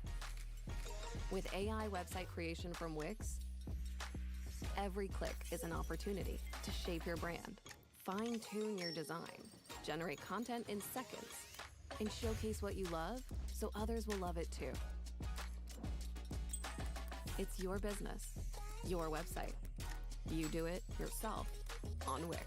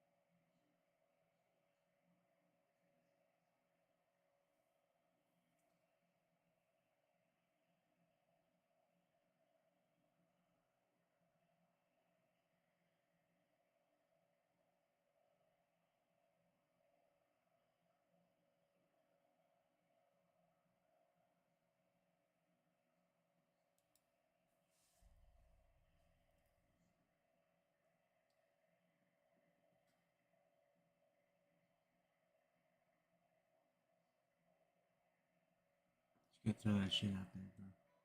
Because, I mean, that is 100% what robs my passion for playing games like Tarkov. Is knowing that, like, I mean, I'm good. I'm good at gaming. I've been gaming for a while. I can tell pretty fucking quick whether or not the guy who killed me is suspect. And Tarkov makes it even harder because of the amount of latency and just, I mean, the POVs from one player to another player's perspective when they're in a gunfight is just fucking radically different. Like, so that's hard to compensate for in your own thought. Like when somebody kills you from around the corner or something, you're just like, what? That happens all the time in that game. And most of the time, it's not a cheating player, it's just the game. But there are a lot of times where you get killed by cheaters, and it's pretty obvious. And every time, it just like robs my passion. That's the moment I sit there and I contemplate playing the game. And I'm like, if that never happened, which is hard to accomplish, but just saying, if that never happened, I mean, I really don't care that much about the hardcore restrictions, what they did with it.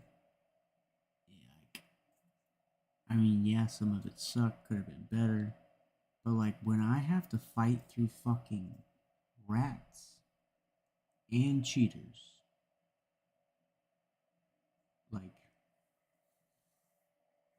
and it's like you got like your normal players at about a 10%, you got your rats at about a 60, and you got your cheaters, coming in hot at about 30, right? 70, 80,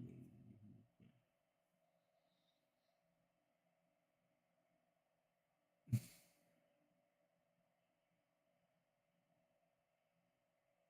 It's just tough. That's just a tough look. That is just a tough look, bro. It's hard to progress in a game when you're fighting through the fucking odds like that. And you got Peanut, you know what I mean? You're fighting Peanut too.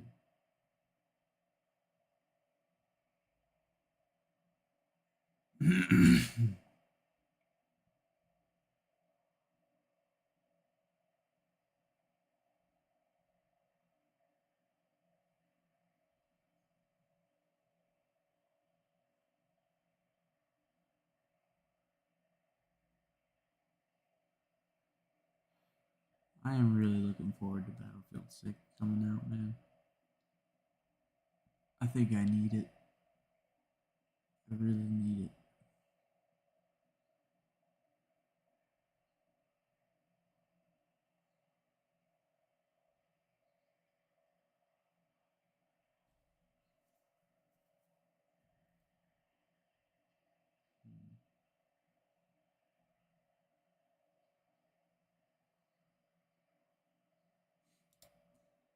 This guy is one of these guys. Let's check this out. He's still getting at it, dude. 11 hours ago. Today's adventure is about our friend Gearless Gary, who went into the world of Tarkov with no money, no gear, and without using our Scav character. Through a series of careful scrounging, decent firefights, and a Jason Bourne moment or two, we were able to get a bit of a foothold by building up our money and stash a little bit to what we're starting with today. If you missed day one, feel free to click the link above to go back and watch that first, but it's not necessary to understand what's going on today, as we head into customs for our first raid of the day, using the best gear I have available to a level 9 PMC with very little resources. Our goal for this raid was pretty simple. Get the machinery key from the 3-story dorms, which has a static spawn and a specific jacket on the 2nd floor. Use that key to unlock the cab of an oil truck in the middle of the map. Retrieve a bronze pocket watch from the floor of that cab and get out alive. While customs is indeed filled with plenty of AI scavengers and a Ooh, nice shots.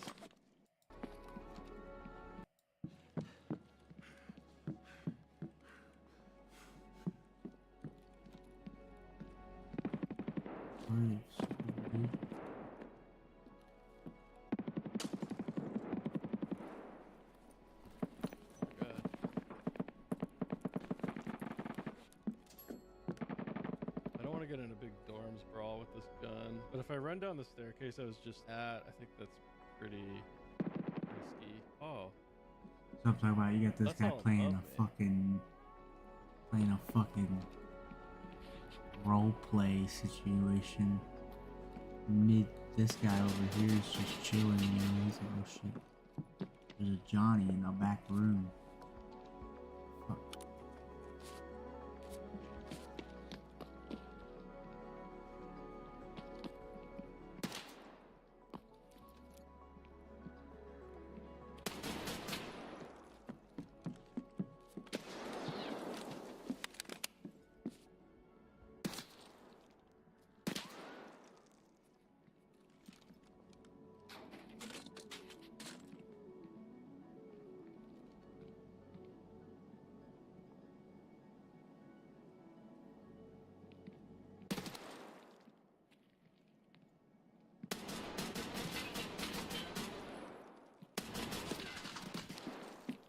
ooh, nice shots.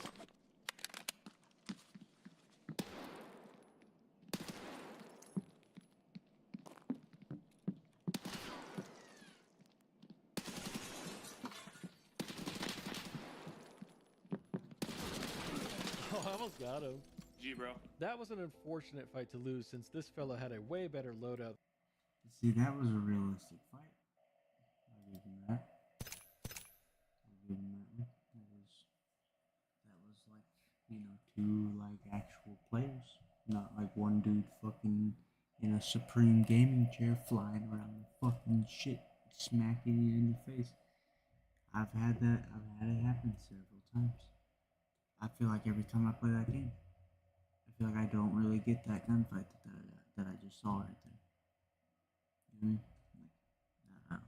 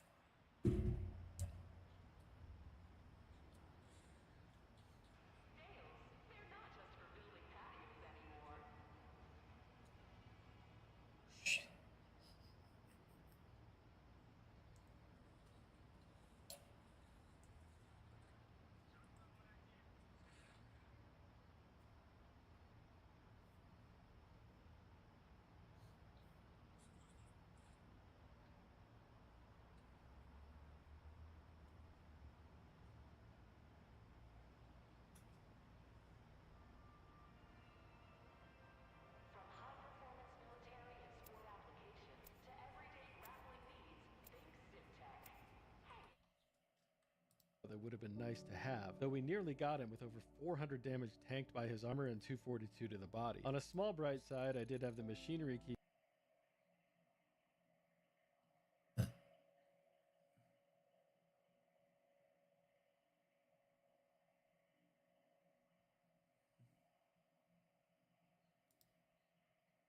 So today's the day. I've got my RTA mock system and Coyote appliances.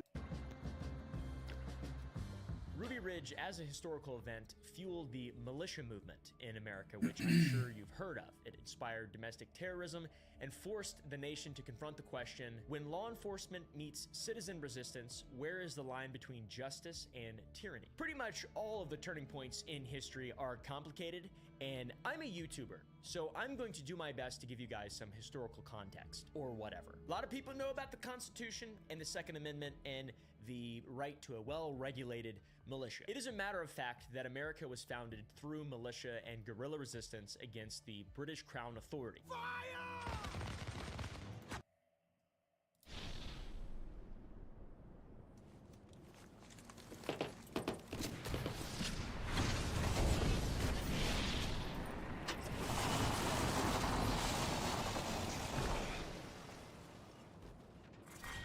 Round 1.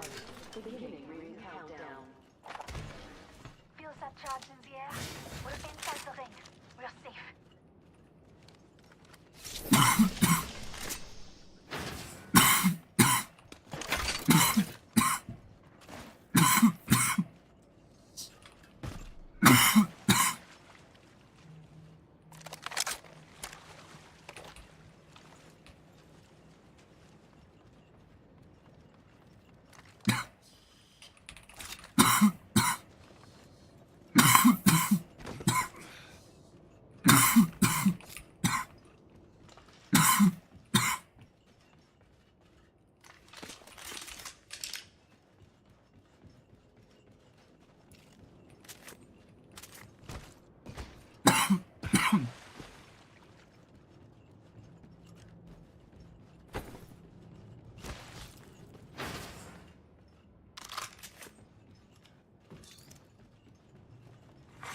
Attention, Evo harvesters are online.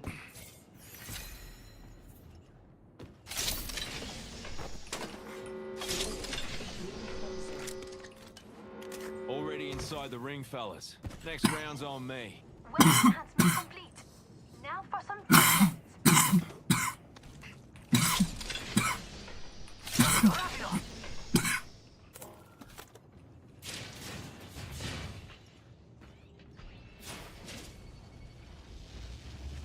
Please examine your map. I have found the next location of the ring.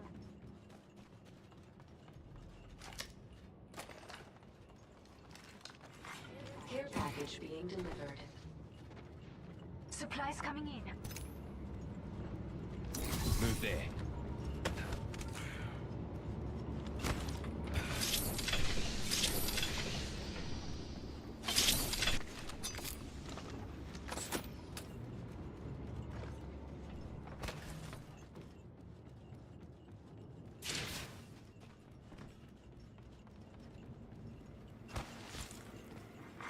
Attention, first blood. First blood. Game bloody on, fellas.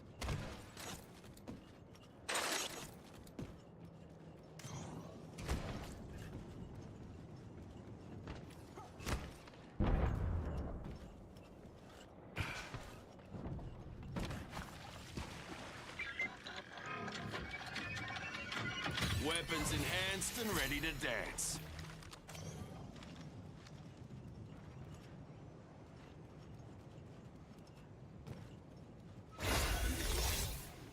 Leveled up. Better pick an upgrade and learn some new tricks. Oi, I'm upgraded and ready to put her to use.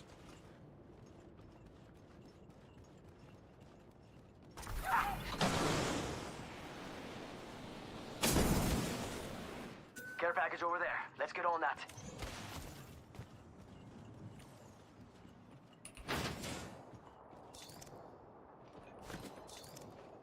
Hey, we got bad guys over there.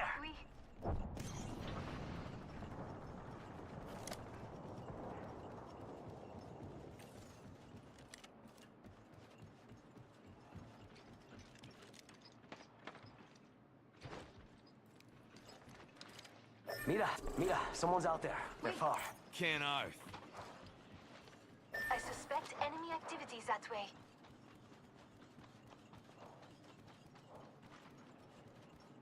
Head that way, fellas. Yes.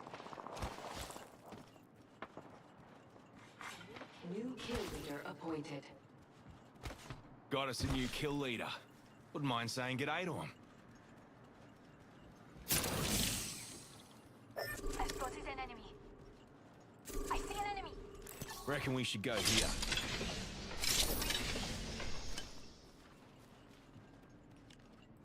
Got me eye on an end. What do you say we move here? Not alone. Look over here.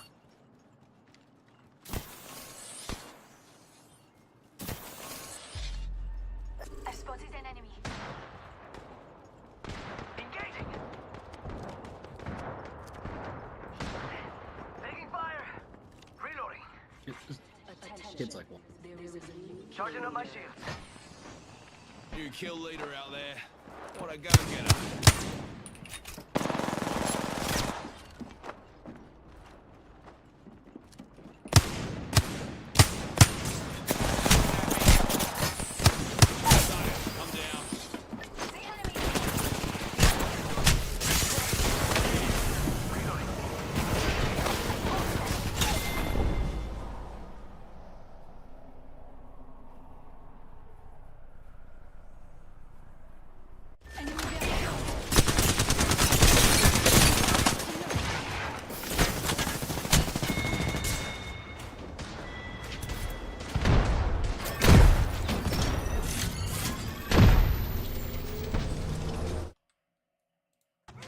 Modern anti-government militia movement of the 80s, 90s, 2000s, the Gravy Seals. It represents something distinctly different from the Revolutionary War era citizen soldiers of the Continental Army. It's very clearly a different thing. But in my opinion, the Second Amendment of the US Constitution is short enough that it does not need interpretation. It says, a well-regulated militia being necessary to the security of a free state, the right of the people to keep and bear arms shall not be infringed. Seems pretty simple to me. That being said, it has been and will continue to be a topic of debate and discussion forever, as it should be. It's part of being in America. Now, the well-regulated militia part is a central point of these debates. The United States Code website consolidates general and permanent laws of the United States and has a page dedicated to defining militias. There are two clear classes of militia in the United States, both of which consist of all able-bodied males at least 17 years of age and under 45 years of age who are citizens of the United States. So there's an organized militia, which consists of the National Guard and the Naval Militia, and an unorganized militia, which consists of militia members that are not in the National Guard or the Naval Militia, Gravy Seals. But it reads like any military-aged male falls under the category of an unorganized militia because everybody has the right to bear firearms and can have a regulated militia. Beyond just the federal laws, states have unique militia laws as well. Now, how aware U.S. citizens are of their status within or outside of the unorganized militia really just comes down to how knowledgeable they are about U.S. code in general. So there's levels. This looks like a good place for a funeral.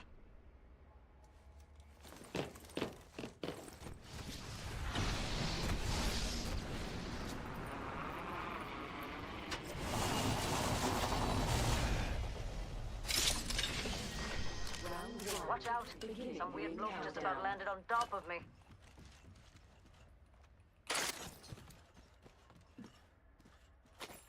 My weapon is enhanced. And to think they feared me before. Ring's close. Got a minute to hit it.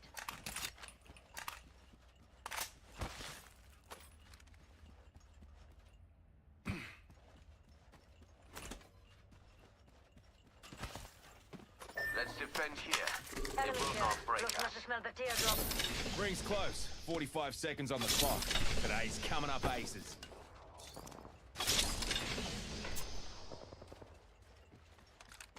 Firing a smart bullet. Ring's near with 30 on the clock. Let's move. Being shot at. A nerve. Shredded that phone. I can't come down. Idiot with a firearm here. We're down a squatty. Attention. First blood. Amped cover for you, mates.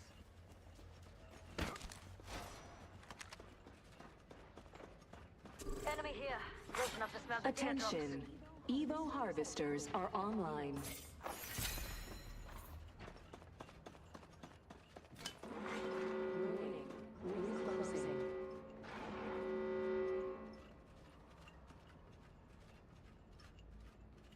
I'm to cover for you, mates.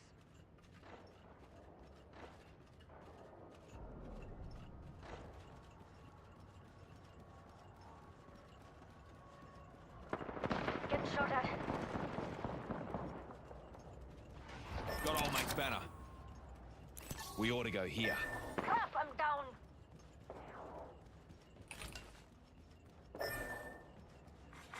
Attention, delivering care package.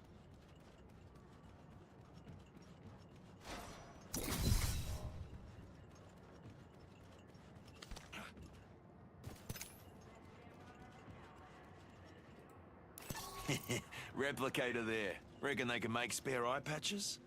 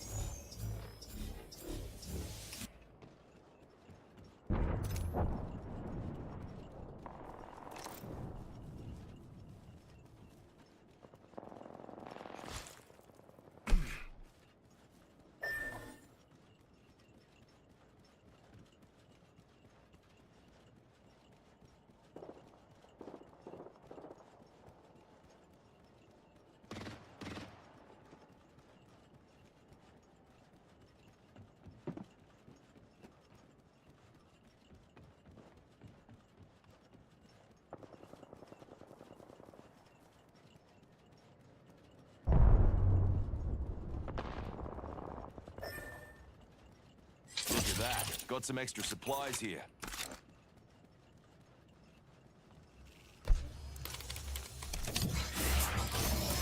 Got old mate's banner.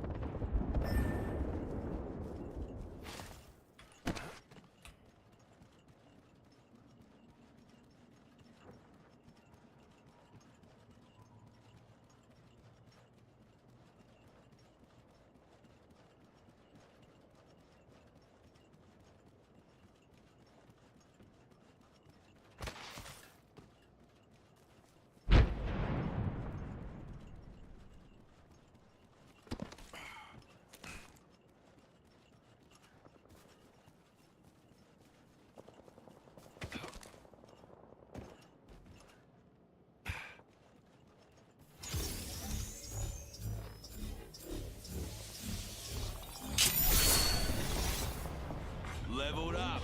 Better pick an upgrade and learn some new tricks. Got me an upgrade. Got us a new kill leader. Wouldn't mind saying fatal.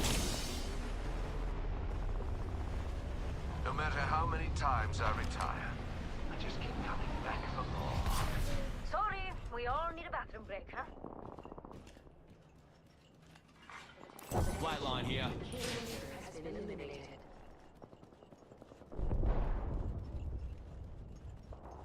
I'll give that a good home.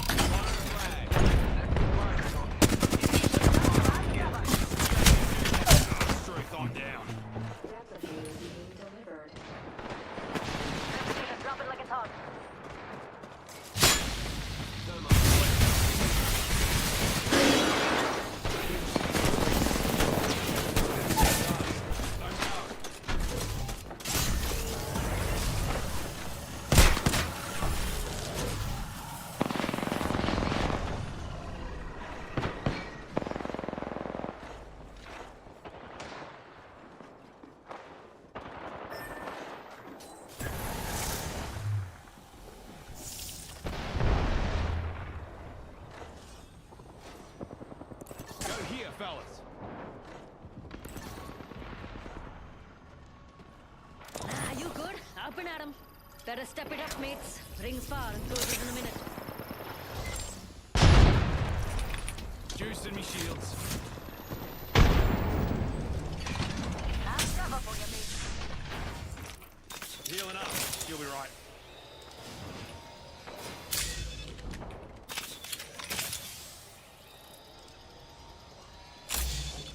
Healing up.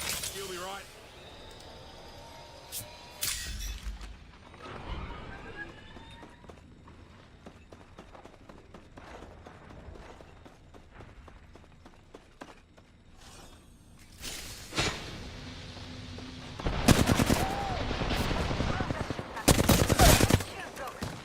Enemy down.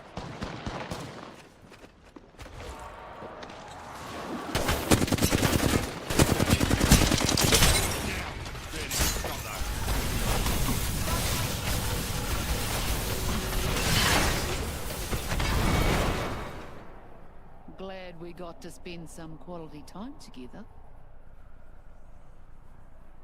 That way. Give me a sec. Healing. Some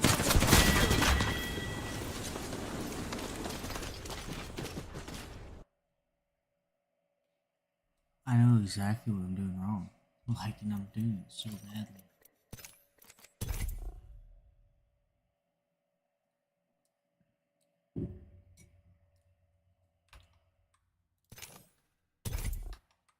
Levels of preparedness.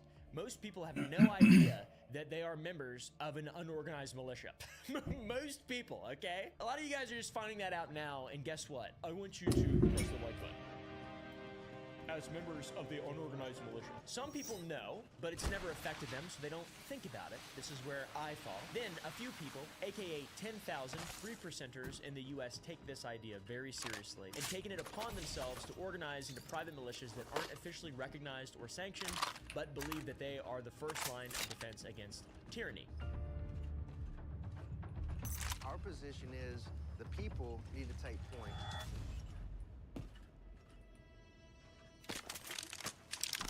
Take a good look at the face of the militia and the 3% movement. As outlined in the Constitution of the United States of America. The same was the case back in the late 1980s when multiple factors had driven the U.S. into a volatile political climate. Echo differences. The farm crisis had devastated rural closed and massive debt led to 250,000 Time for an upgrade. Causes included commodity prices and droughts. It bred industry. Then taking which provided religious anti-government sentiment. This movement was even being investigated or TRAC at the FBI. Themselves very shortly. Then federal mandates, particularly 25 years of government and growing up. I'm max level. Watch out, fella.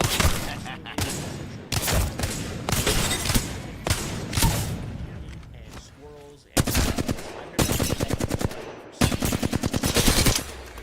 Fusey's ready for an upgrade. Federal law enforcement in the early 1990s revealed disturbing approaches that increasingly favored open negotiation. And this is an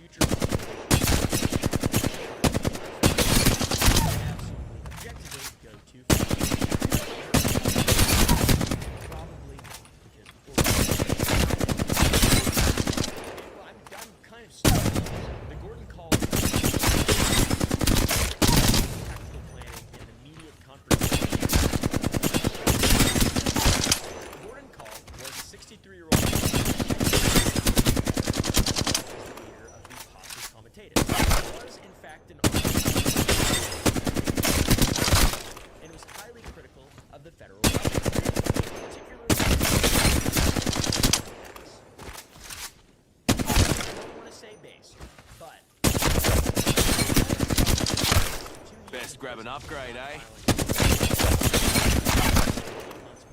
His release, where he I file my call on also an anti-Semite. He's also a white supremacist. U.S. Marshals and local law enforcement, specifically with the intent of serving as a for tax evasion. A posse comitatus meeting posse comitatus members. Expect from an armed vigilante militia group emboldened by adversarial confrontation with law enforcement. The first shot as it often is. And U.S. Marshal Kenneth B. Muir were killed in the exchange, while 3 Upgrade time. All right. Injured. Paul was injured in the state. He traveled to Arkansas. Yet another bloody exchange. The New York Times 6 p.m. and ended. The sheriff shot each other while the sheriff died later that night. Ensuing gunfire set the house on fire. Detail U.S. Marshal beyond recognition and had to be identified. Again, it's reported that Gordon had been the one to open both exchanges. There are still in general by law enforcement by creating a roadblock to somewhere he would have been less likely Upgrade time. All right. to arrest only place that he went unarmed. Supposing that's true, then the man who had without casualties, but Inferno that burned the location on his last stand to the ground and ignited dynamite. A tactic that would seemingly become simulated procedure over the course of the next few years. On the 8th of December, the FBI embarked on an operation against Robert. This represents a critical turning point in. After a 35-hour standoff involving decided to fire an M79 in the house, knowing, I assume, full well. I reckon I ought to grab an upgrade. Everybody inside. So there is lethal tactics in negotiations. Burn things. FBI special agents spent months building the case against the suit into the order began following a bank dollars as well as the murder of Jewish radio associates in order to be incredibly dangerous and events like the robberies and murder from happening again, as well as to prevent the continued outbreak of religious extremist violence that had been occurring during this time. On November 27th, 1984, a memo to the FBI director in Portland for immediate review by the Criminal Investigative Division's Terrorism Section and the Domestic Terrorism Unit called attention to 5 potential locations where the fugitive Robert Best J. grab an Matthews upgrade, could eh? potentially be hiding. These locations were rented by Matthews or other armed and extremely dangerous associates. Skipping forward to Friday, December 7th, the operation began peacefully enough, with 4 order members being arrested without incident as law enforcement moved on several houses in the Green Bank area. Now, according to reporting from the Seattle Times on Sunday the 9th, here is how the events that Friday unfolded. That morning, Randolph George Dewey was arrested and charged with possession of a machine gun and harboring Robert Matthews. That afternoon, and half a mile away, Sharon K. Murky and Robert Emil Murky were arrested and accused of harboring Matthews. That evening, negotiations began at a third home a mile away from Green Bank with Robert Matthews believed to would be inside. Then that night, a fourth individual, Bartlett Udell, was arrested, and FBI-led negotiations continued through the night as SWAT and sharpshooters were brought in. The following morning and throughout Saturday, the 8th, the heat would be turned up both literally and metaphorically. Upgrade It is time. believed, but All not right. confirmed that the last individual in the house was in fact Robert Matthews, and at the time that he may have been holding hostage within the property. But and what happened next? Potentially inside the house. Negotiations began to break down. Tear gas canisters into the house. It did not. Agents would come only to come under automatic fire from Matthews, at which point they retreated. Further action. The sun would set the illumination flares would be deployed in the standoff. That's what happened. Upgrade time. All right. On how the flares were deployed, whether they were dropped from a helicopter or fired from a 40mm M7. Either way, the result is the exact same. The house caught fire, and Matthews barricaded inside. Stand for the order as a viable the events in Green Bank are approached by the FBI in the future. State that any with unlimited weapons and retaliate against Robert Matthews. These events surrounding the order were a watershed moment, and they were so impactful that Hollywood. Upgrade. Jude Law as Terry. I haven't seen this movie. There's so many events. There's even the 1985 the FBI bombed a neighborhood. They decided it would be a good idea to, which is insane. Anyways, that one probably deserves its to more related. The Covenant, the Sword, the Arm of the Siege of April 1990 is a bit of a stark contrast. Despite deploying FBI's hostage rescue team, ATF units, and state police to surround a 224-acre compound in Arkansas, federal authorities achieved a peaceful surrender through patient negotiation in this incident. Hence the contrast. The CSA was yet again another white Christian extremist group, roughly 100 in number, consisting of men, women, and children, led by Jim Ellison. I'm Jim Ellison, and this is the CSA Zarephath Horeb community. God sent us here 6-7 years ago to establish a place of refuge for his people during the times of trouble that are coming, and I'd like to take you on a tour. They engaged in paramilitary training, murder, robberies, and burglaries, all stemming from white supremacist ideology. They set fires in a church that had a homosexual congregation, they set a Jewish center on fire, and they tried to bomb a natural gas pipeline. A member also killed a pawn shop owner that they just thought was Jewish, and that same member killed a black state trooper. In spite of these crimes, the April siege of the CSA compound wasn't a result of CSA activity, but rather the result of a member of the Order, David Tate. Tate was wanted for murder, and when stopped at a traffic checkpoint near the Missouri-Arkansas border, gunned down a state trooper. David. And I'd like to take you on a tour. They engaged in paramilitary training, murder, robberies, and burglaries, all stemming from white supremacist ideology. They set fires in a church that had a homosexual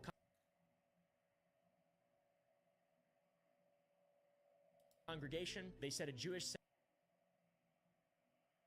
center on fire, and they tried to bomb a natural gas pipeline. A member also killed a pawn shop owner that they just thought was Jewish, and that same member killed a black state trooper. In spite of these crimes, the April siege of the CSA compound wasn't a result of CSA activity, but rather the result. No shit. I had no clue about this. Between Branson and Arkansas.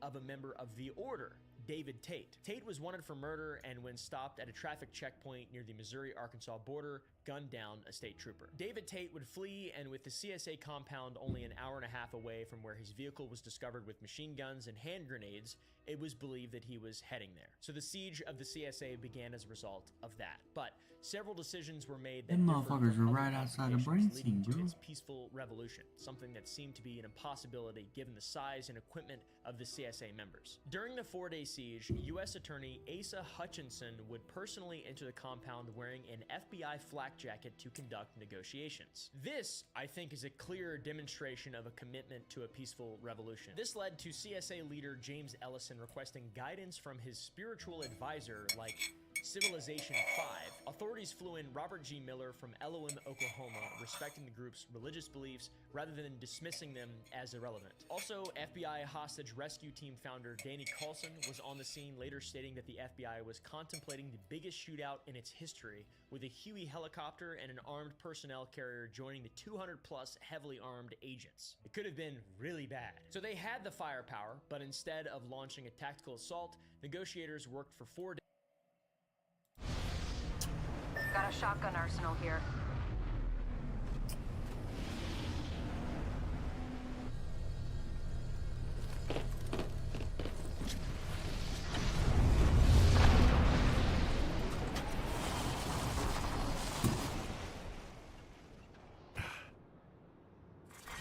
Round 1. Beginning ring countdown. Enhance my weapon. From dust and dreams to reality. Got this weapon enhanced. Good. Already inside.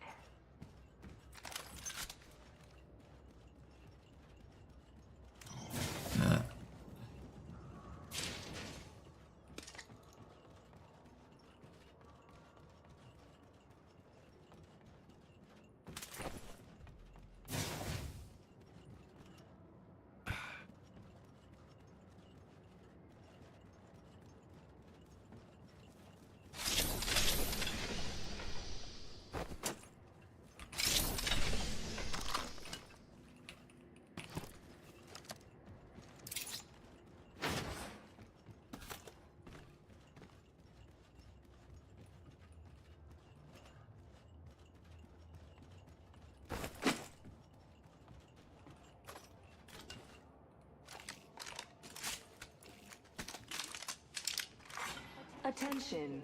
Backpack here. Are Level 2. online. Backpack here. Level 2. Warning. Ring closing. Good. We're in the next ring. I think we should go over here.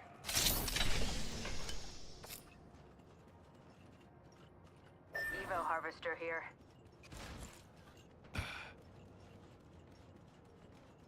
I'm gonna upgrade my weapons.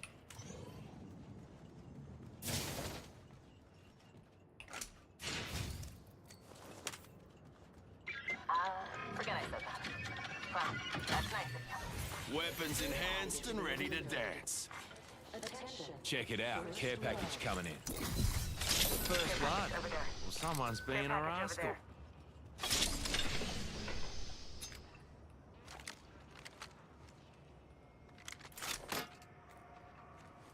That place has seen activity. I've divined the ring's next location and marked it on your maps. Hostile right here. Enemy shield broken. Enemy down. Reloading.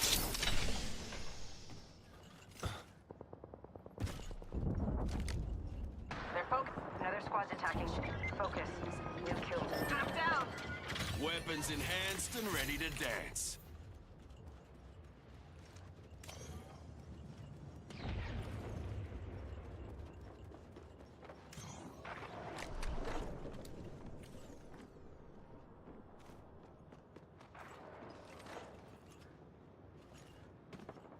Getting shot at. Enemy shield broken. Reloading. Recharging my shields. Enemy shield. Reloading. I'm down. There's a void in your heart, and I put it there.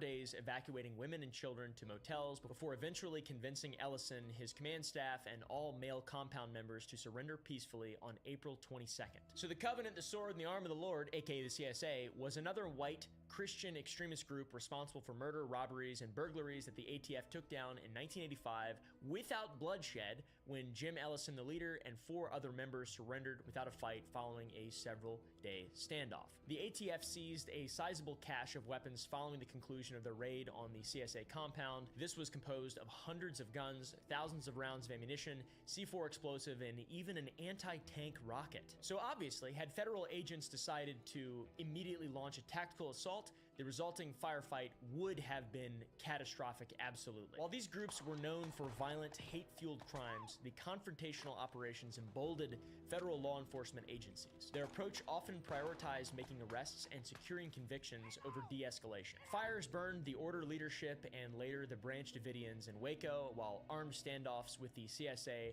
reluctantly ended without violence, though the feds were very well prepared for it. The agencies operated under exaggerated threat assessments that portrayed suspects as more dangerous than intelligence actually suggested they were. A Senate Judiciary Subcommittee even partially disavowed some elements of the task force reports made to justify these raids. According to a memorandum from Deputy Attorney General James Gorelick dated April 5th, 1995, it appeared that the authors of every report were more concerned with justifying agency conduct than with following the facts wherever they may lead. So this report will be relevant later, but still I want to mention it now because while one could argue that these particular extremist groups deserved it over their violent, hateful crimes, it established a pattern of approach that going forward would be employed against groups or individuals within groups that arguably did not, setting precedents and so forth for just being pieces of shit. This combination of rising anti-government sentiment and aggressive federal enforcement tactics have created conditions ripe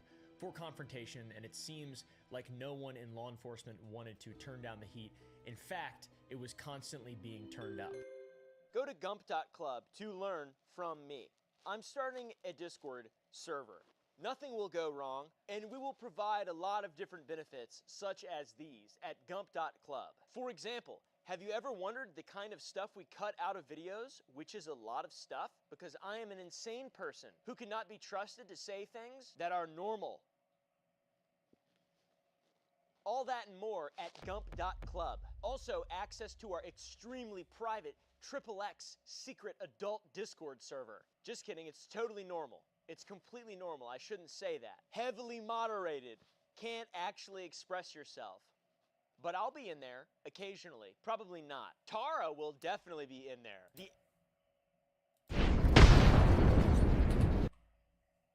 Alright, G, it's bedtime. I'm tired. Good night, homies. Battlefield 6, please. Please hurry.